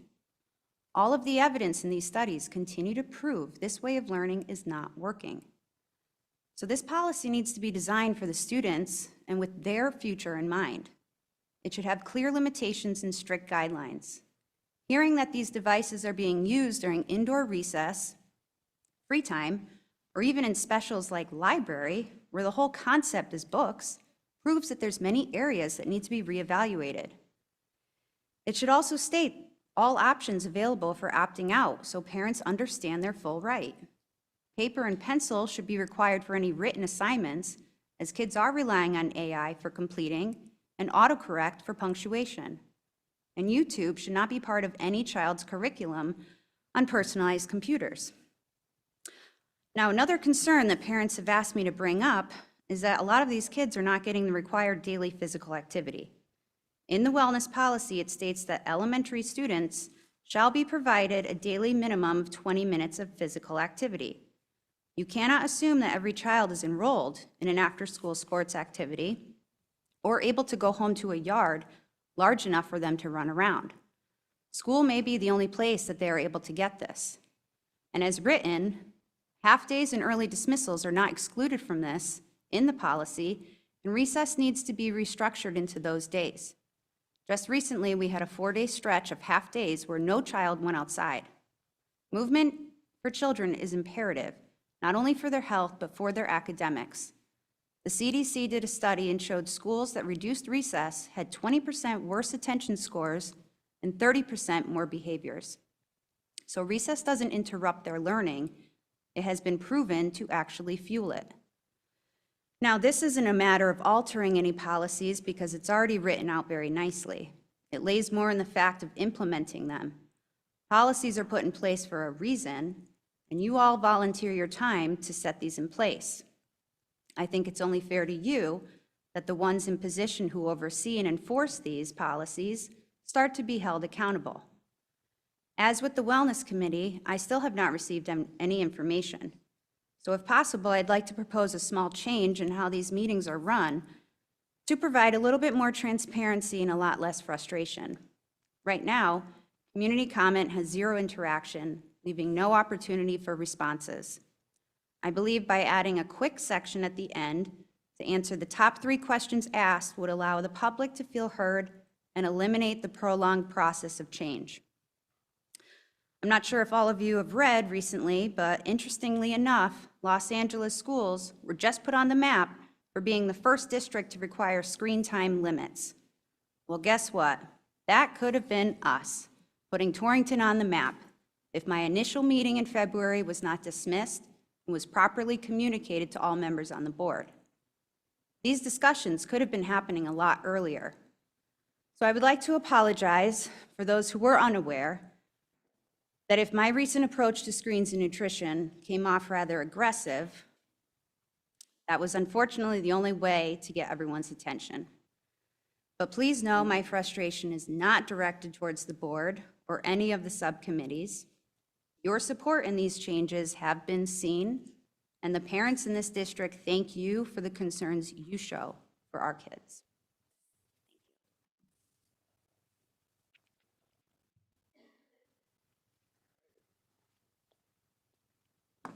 Tough act to follow. So I originally wrote something up. My name's Ian McDonald. I am Torrington Youth Soccer President. I have 3 kids in the district. Professionally, I'm a Executive Managing Director for Accenture, which is the largest technology consulting firm in the world, so about 750,000 employees. So what I want to talk to you about today is the screen time topic. Like I said, I wrote something up. I attended the AI session before this. I'm not going to tell you something that we've already talked about. So what I think will be valuable is to tell this group kind of what I'm seeing day in and day out across, large corporations. We do work with thousands of companies, all of the top, Fortune 500. So what I want to talk about is where are we seeing gaps? If you think about and take a step back, we all know what happened when COVID happened, right? Everybody went full screens, full digital. We did it for a reason. The pendulum swung completely one way. It's our, job as a group here to get that back to a middle ground. In the corporate world here, we're seeing a major gap. So all of the new hires that are coming out of college are lacking a lot of important skills, right? They're lacking communication skills. They're lacking some critical thinking. Their EQ is very low, right? We hire the brightest and best out of these, we have partnerships with all of the top schools. We're hiring their top people, but their EQ is down here, even though their IQ is up here. So I was really encouraged by some of the dialogue I heard from the Office of Teaching and Learning, where we really want to focus on critical thinking, communication, collaboration. The only way we're going to be able to do that is by greatly reducing, if not eliminating, a lot of this screen time. I'm a big proponent of the idea of having very dedicated sessions focused on purposeful technology use, but we see it all over the place. Everybody's addicted to their phone. I was at dinner with the CFO and the CIO of a Fortune 50 company. I had a consultant with me, right? You think this is a great audience, you should be able to interact. Every 2 minutes they're looking at their phone, they can't hold the dialogue. It's a major, major gap. And our company, since we have so many employees and work with so many clients, always looking forward, what's going to happen in the next 10 years. Nobody's going to be able to predict AI, right? I'll tell you right now. If somebody says they're an expert in AI, complete liar. Even we have partnerships with all of the AI corporations, and they don't understand where they're going. Right? I had lunch today with the CIO of a Fortune 50 company, teaching them about what are we going to do with AI. There's so much uncertainty that if you look ahead at the job market, what's going to happen? The prediction. A lot of the task-based, very menial tasks will be eliminated by AI. But where it's going to, we need to push these kids in order to excel is critical thinking, communications, being able to hold those dialogues, because those are the layers of the job market that are not going to be eliminated. Right? The other piece, and we have this term that you'll hear in AI, there always needs to be a human in the loop. So we can't rely 100% on this. And I think that's the problem. And I'm intertwining the AI into this because it's so intertwined and it's hard to eliminate it.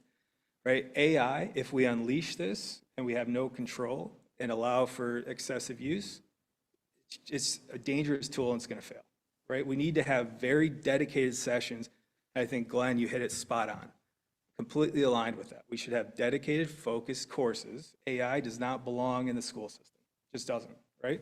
Corporations and adults are struggling with how to utilize this. We can't allow kids to utilize this, right? We just can't. So I feel very, very strongly we need to push forward, start going back to the basics and teaching them the fundamentals, because you need to be able to be in a meeting. You're not going to be able to go to Copilot, oh, how do I answer this, right? You need to be able to think on your feet, be able to problem solve, and all of that right now being hidden behind a screen, a lot of those skills are dissipating.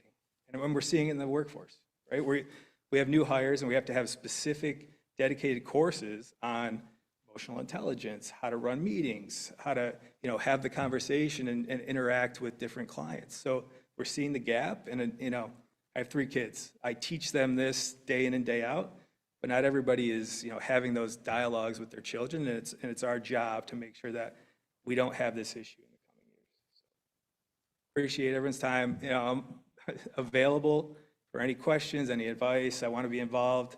So any ways that I could continue to be engaged, definitely open it up. Right? Ed Corey is on, in case anybody wants to know. He wanted me to let you know that. Okay.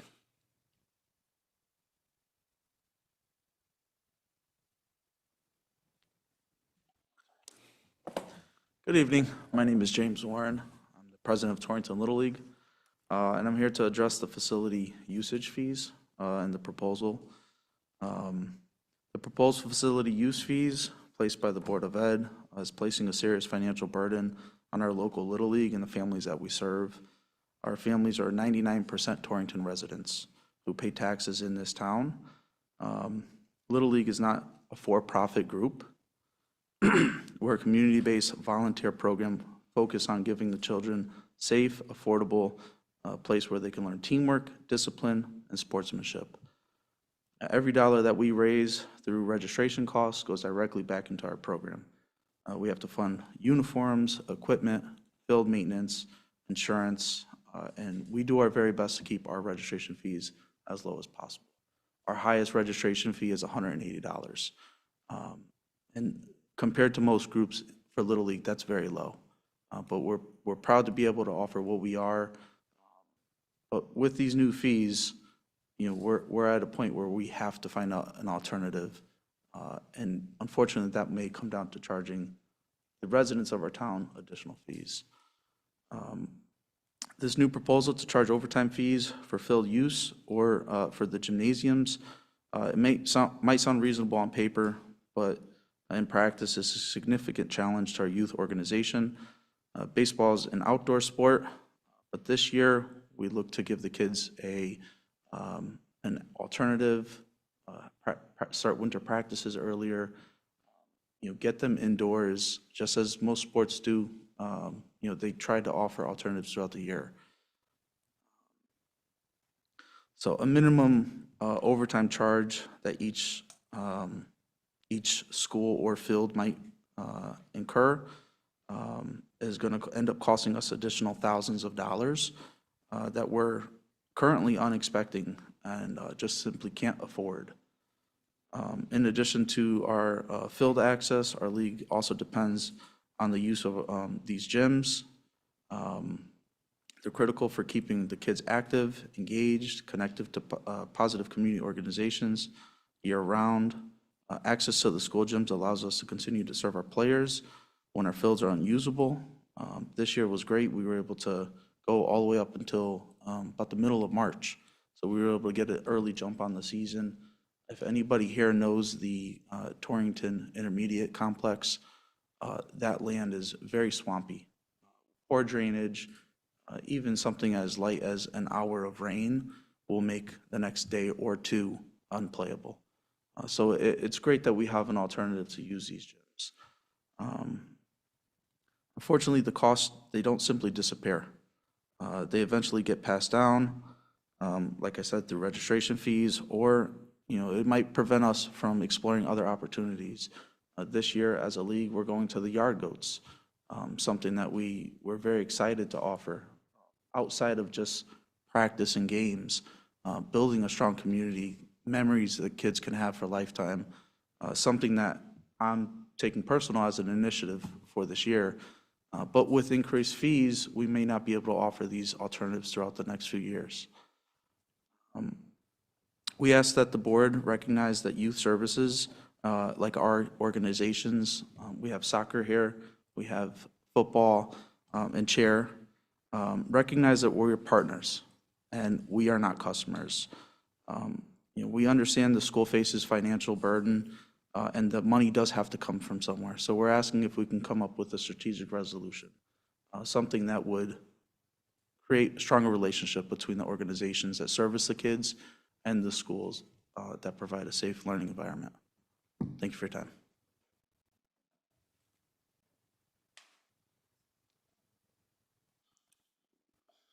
I was saying, next on the, oh, chief.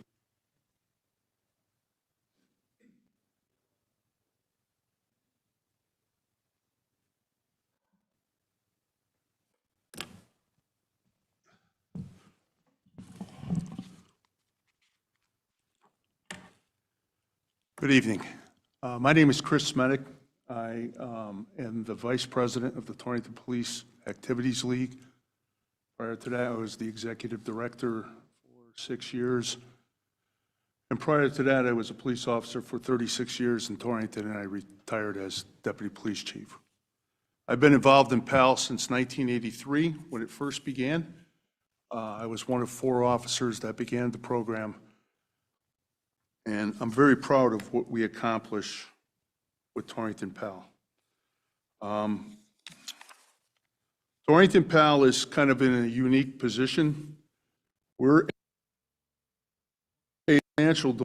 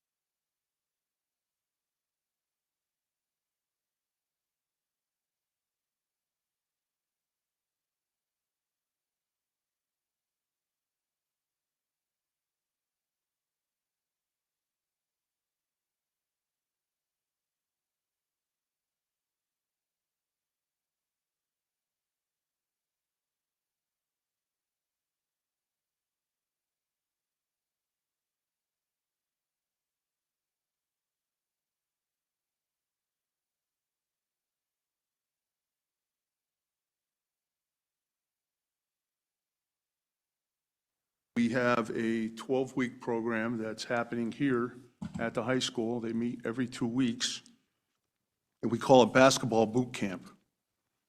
These are young boys that, with the proper guidance, could end up being basketball players here at Torrington High School. Sometimes they need to tweak attitudes and things like that, but the important thing that we talk to, and I think Ian hit on it, was being able to talk to people. Like, it's not just basketball. You know, the kids got to come in and address everybody by name, shake hands, and, you know, we talk to them about their vision and, you know, where they want to be in a few years. And I think these programs really help. We are affiliated with the police department. From time to time, we have police officers who come to our different events.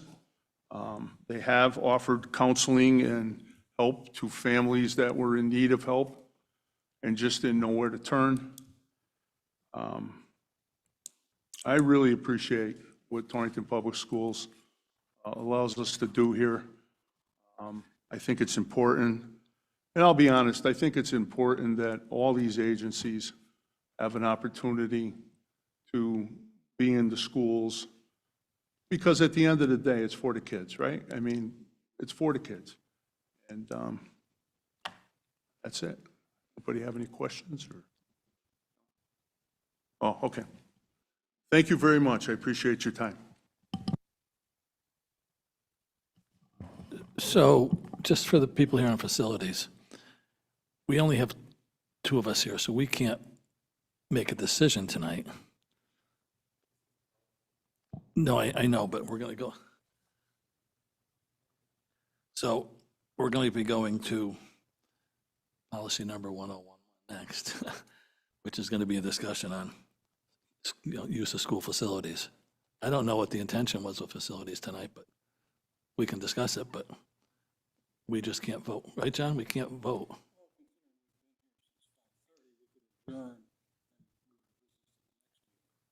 Well, we got to get the policy. We have to get the screens too, though. Facilities needs to go over this. This has been a discussion.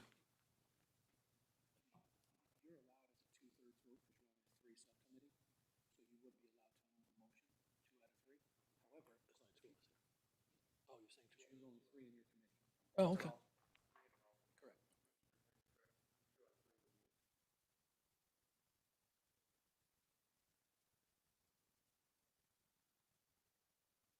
My apologies. If you are allowed to do it with the alternate as well as, because you're only a three-member committee, but if you wish for a facilities committee to review this in greater detail and bring it back to policy, that's a recommendation that you could make. I'm going to ask the people that came tonight that were involved in the facilities if they want to attack it tonight. Were you in a position to do that, or meaning those two, not us? But It's going to be a trifecta. I'm going to really booger this up right now. Or is it a budget thing? I mean, I You don't gotta know, say it, you right? guys want to pass the cart there. No, not really passing the car, but I think the big decision is, what's the reason for the change? It's Well, I can tell you- primarily it's overtime Well, with I could tell you custodian, that, right? I mean, this came about, Okay. first of all, I can speak for myself, I can definitely speak for Mr. Pergola. I mean, I'm a 20-year coach myself. I support youth organizations. I've actually worked with the football to get them on the field this spring and the cheer, which I thought was a great thing that we could do this year. I know Chris in the back, I know, he does great things, and obviously, I know soccer, and I know Little League as well. I'm a former baseball coach. I don't admit that too much anymore, but, the issue came about from the budget concerns of why is, the facilities overtime always so much? And, while we can't directly answer public comment, some people in their public comment brought up they understand that it is a contractual obligation, and it is, because in certain contracts, they get paid for certain hours. So while, we want to be all-inclusive, and I agree, and the reason it came about for a change was that the board was concerned with overtime for custodians, asked Dean to look at it, and myself to say, where can we see something? Because if we're not getting money back from people utilizing our facilities, that's an area, right? That's one area. Now, the issue on the table for the board is, if the organizations, and I heard from several people that they're willing to try to contribute something because they understand the costs are there, and I think, the last person said it best, that, there are opportunities for these other organizations to offer something back to our students, because it is our students who you're benefiting.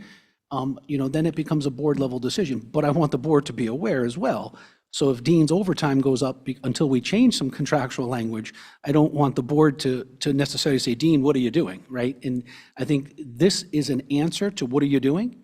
It's a possible solution. It is not the solution. I think if we want to be all-inclusive and all-encompassing, and we want our community partners to stay community partners with us, and maybe offer more scholarships, or maybe offer more to the district, or maybe offer something for the custodian, whatever it may be. And then I think that is an amicable solution to the problem, where we show that our support for our community members with that over 80%. Let's, I don't want to sway from that, because I don't want organizations to come in and have only 5% of students from Torrington, and, we're footing the bill for 95% of outsiders. That's not the purpose. And I didn't hear anyone say that this evening, but I just want to be clear in my comments. But I think if that's the board's pleasure, I think that's something that is doable and amicable to the community partners. But I want everyone to understand where this came from. And I appreciate your question, Mr. Berger. That's where this came from. Dean was given the homework. Dean did the homework. And this is the assignment and the solution that he came. Not done on AI, by the way, Mr. Kisco.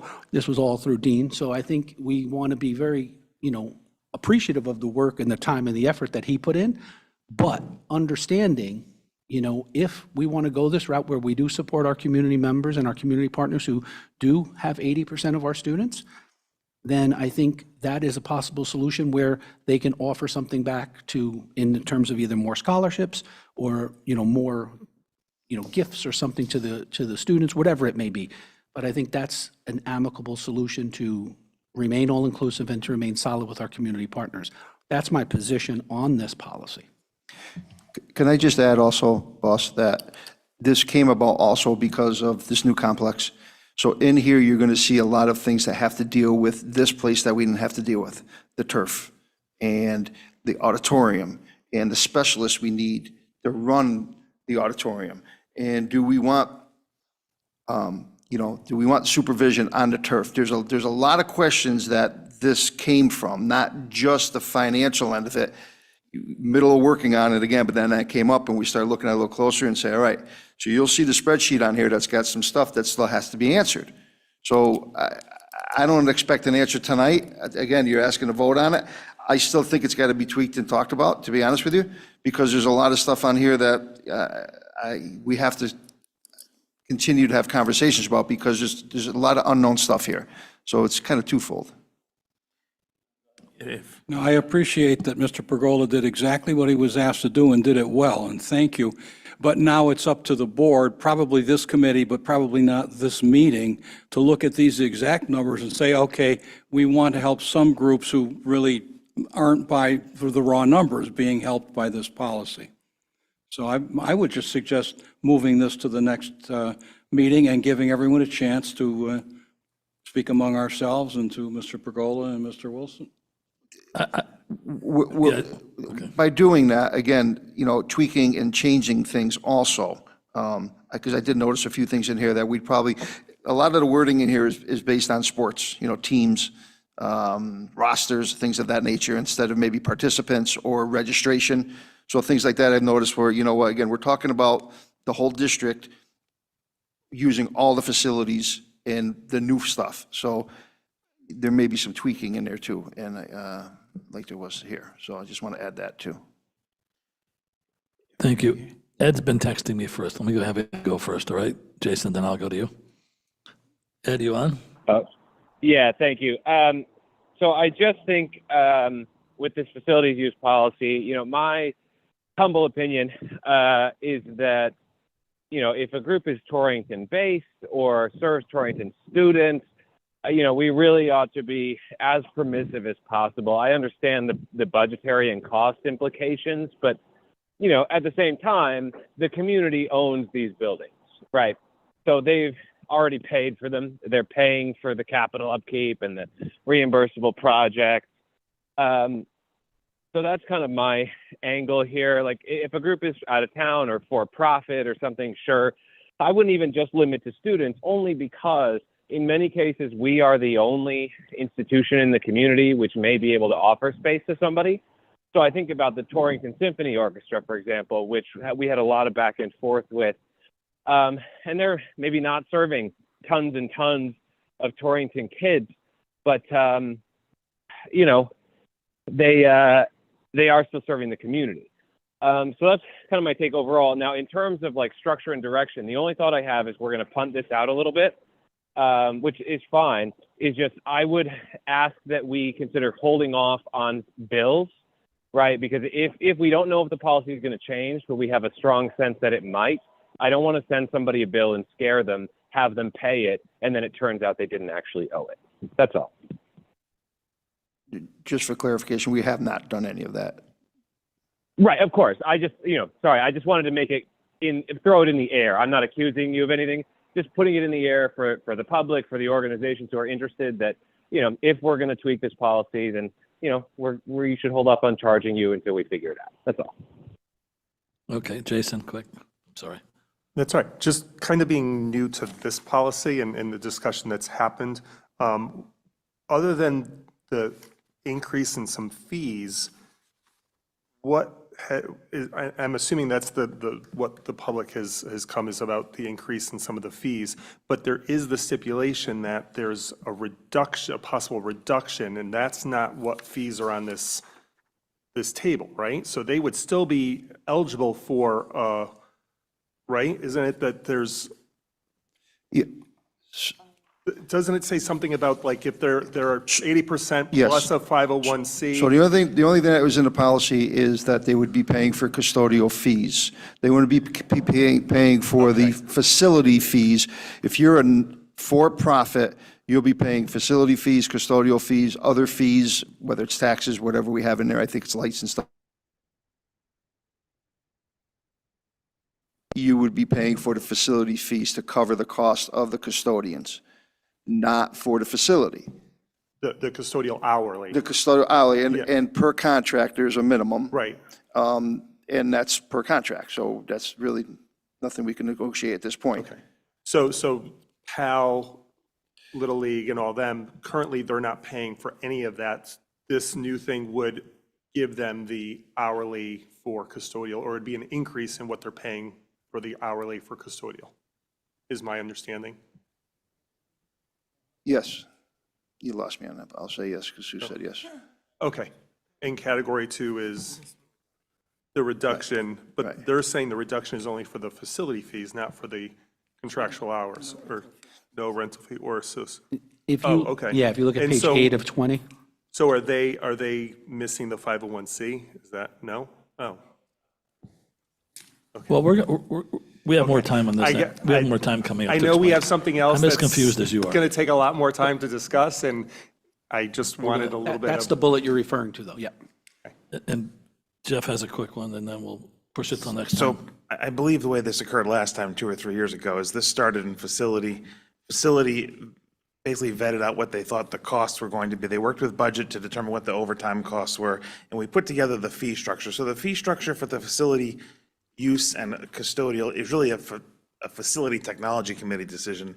Who qualifies and what we want to make nonprofit, or who is subject to such fees, is the policy side. So in my opinion, this should probably find its way into the facility budget meeting at our next meeting for what it actually costs us, what you think, because we have to add some things. Certain fields now exist that never did. So there probably needs to be a new structure for this.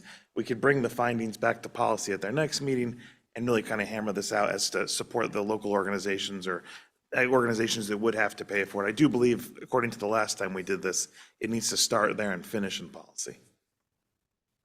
I agree that we need to let the community have more access with more support, but we do need to see what you're willing to accept. So let's come back again and decide what we're willing to give back. And that's going to be up to everybody. You know, if they're going to come for free, if they're not going to come for free, who can come, who can't come. So we're going to move on. So we're going to table it for now and try to, I guess, improve upon it. Is that what we're saying? That's what I'm saying. How's that sound? Sounds good. Yeah, the current policy is in place. You're still running under the current policy, which wouldn't, these organizations would not incur any increases at this time. All right, on to screens. Although, same thing tonight with screens. I'm going to pass this out. We don't have a draft yet. We met with our attorneys. It's very limited. It takes more discussion. This is something that other schools have instituted, or districts, I should say. It's not the be-all, end-all. It's just something that outlines, really it reflects all the concerns of the parents that have come in. It reflects what's coming down the pike from a legal standpoint, what parents are going to look for, what we should probably consider,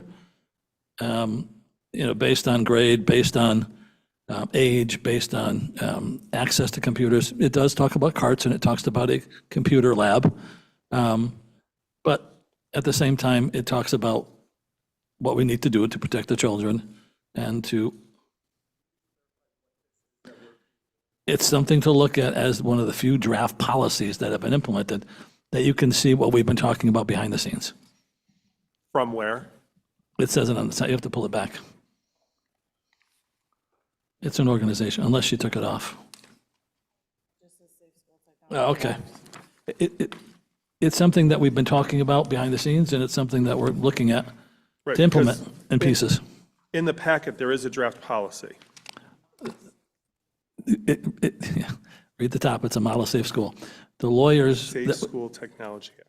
we met with the lawyers tonight about what her legal opinion would be on what we can do with a policy like this relative to the students' rights, maybe the union rights, access to computers, access to AI, but it was very limited. She gave us a draft of what we legally can do, and we have to go forward with what we think we can legally do over the next couple months.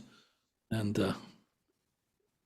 Gary, I'm just confused though, because you said that this was from a school. no, I said other schools are using it. Other schools are using Correct. this, and this came from the lawyer. No. No. What's in the packet came from the lawyer. This draft policy in the packet is from the Yes. lawyer. Yes. This is what other schools are using. Some, all the schools all over the country are drafting their own, but there are some standards. I just need clarification I know. to be able to make, What the lawyer gave us didn't Intelligent tell us anything. So we didn't want to waste tonight. So over the next we're going to have to have another meeting, so let's just look forward to the next meeting. Take a look at that, go through it. We're going to be discussing behind the scenes what we discussed with the lawyer today. Everybody was in the room, and there's a lot of things to consider. And I will tell you from a policy standpoint,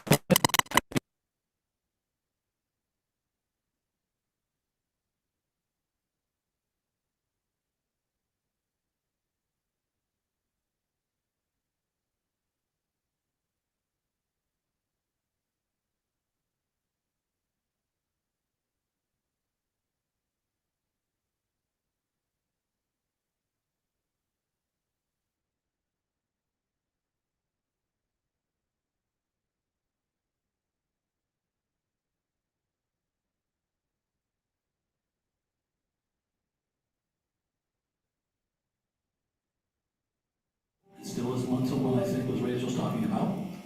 One-to-one screens and carts that will be limited in terms of usage. But that's just preliminary. Honestly, I gave you packets, looked at the packets in the past. It's based on those things, and the board will discuss those things. It's based on current numbers, national standards, lawsuits, things like YouTube. They're being sued, and it's probably one of the things that has to come out of the school because of the current lawsuits that impact that YouTube has on our legal ability to actually have the classroom.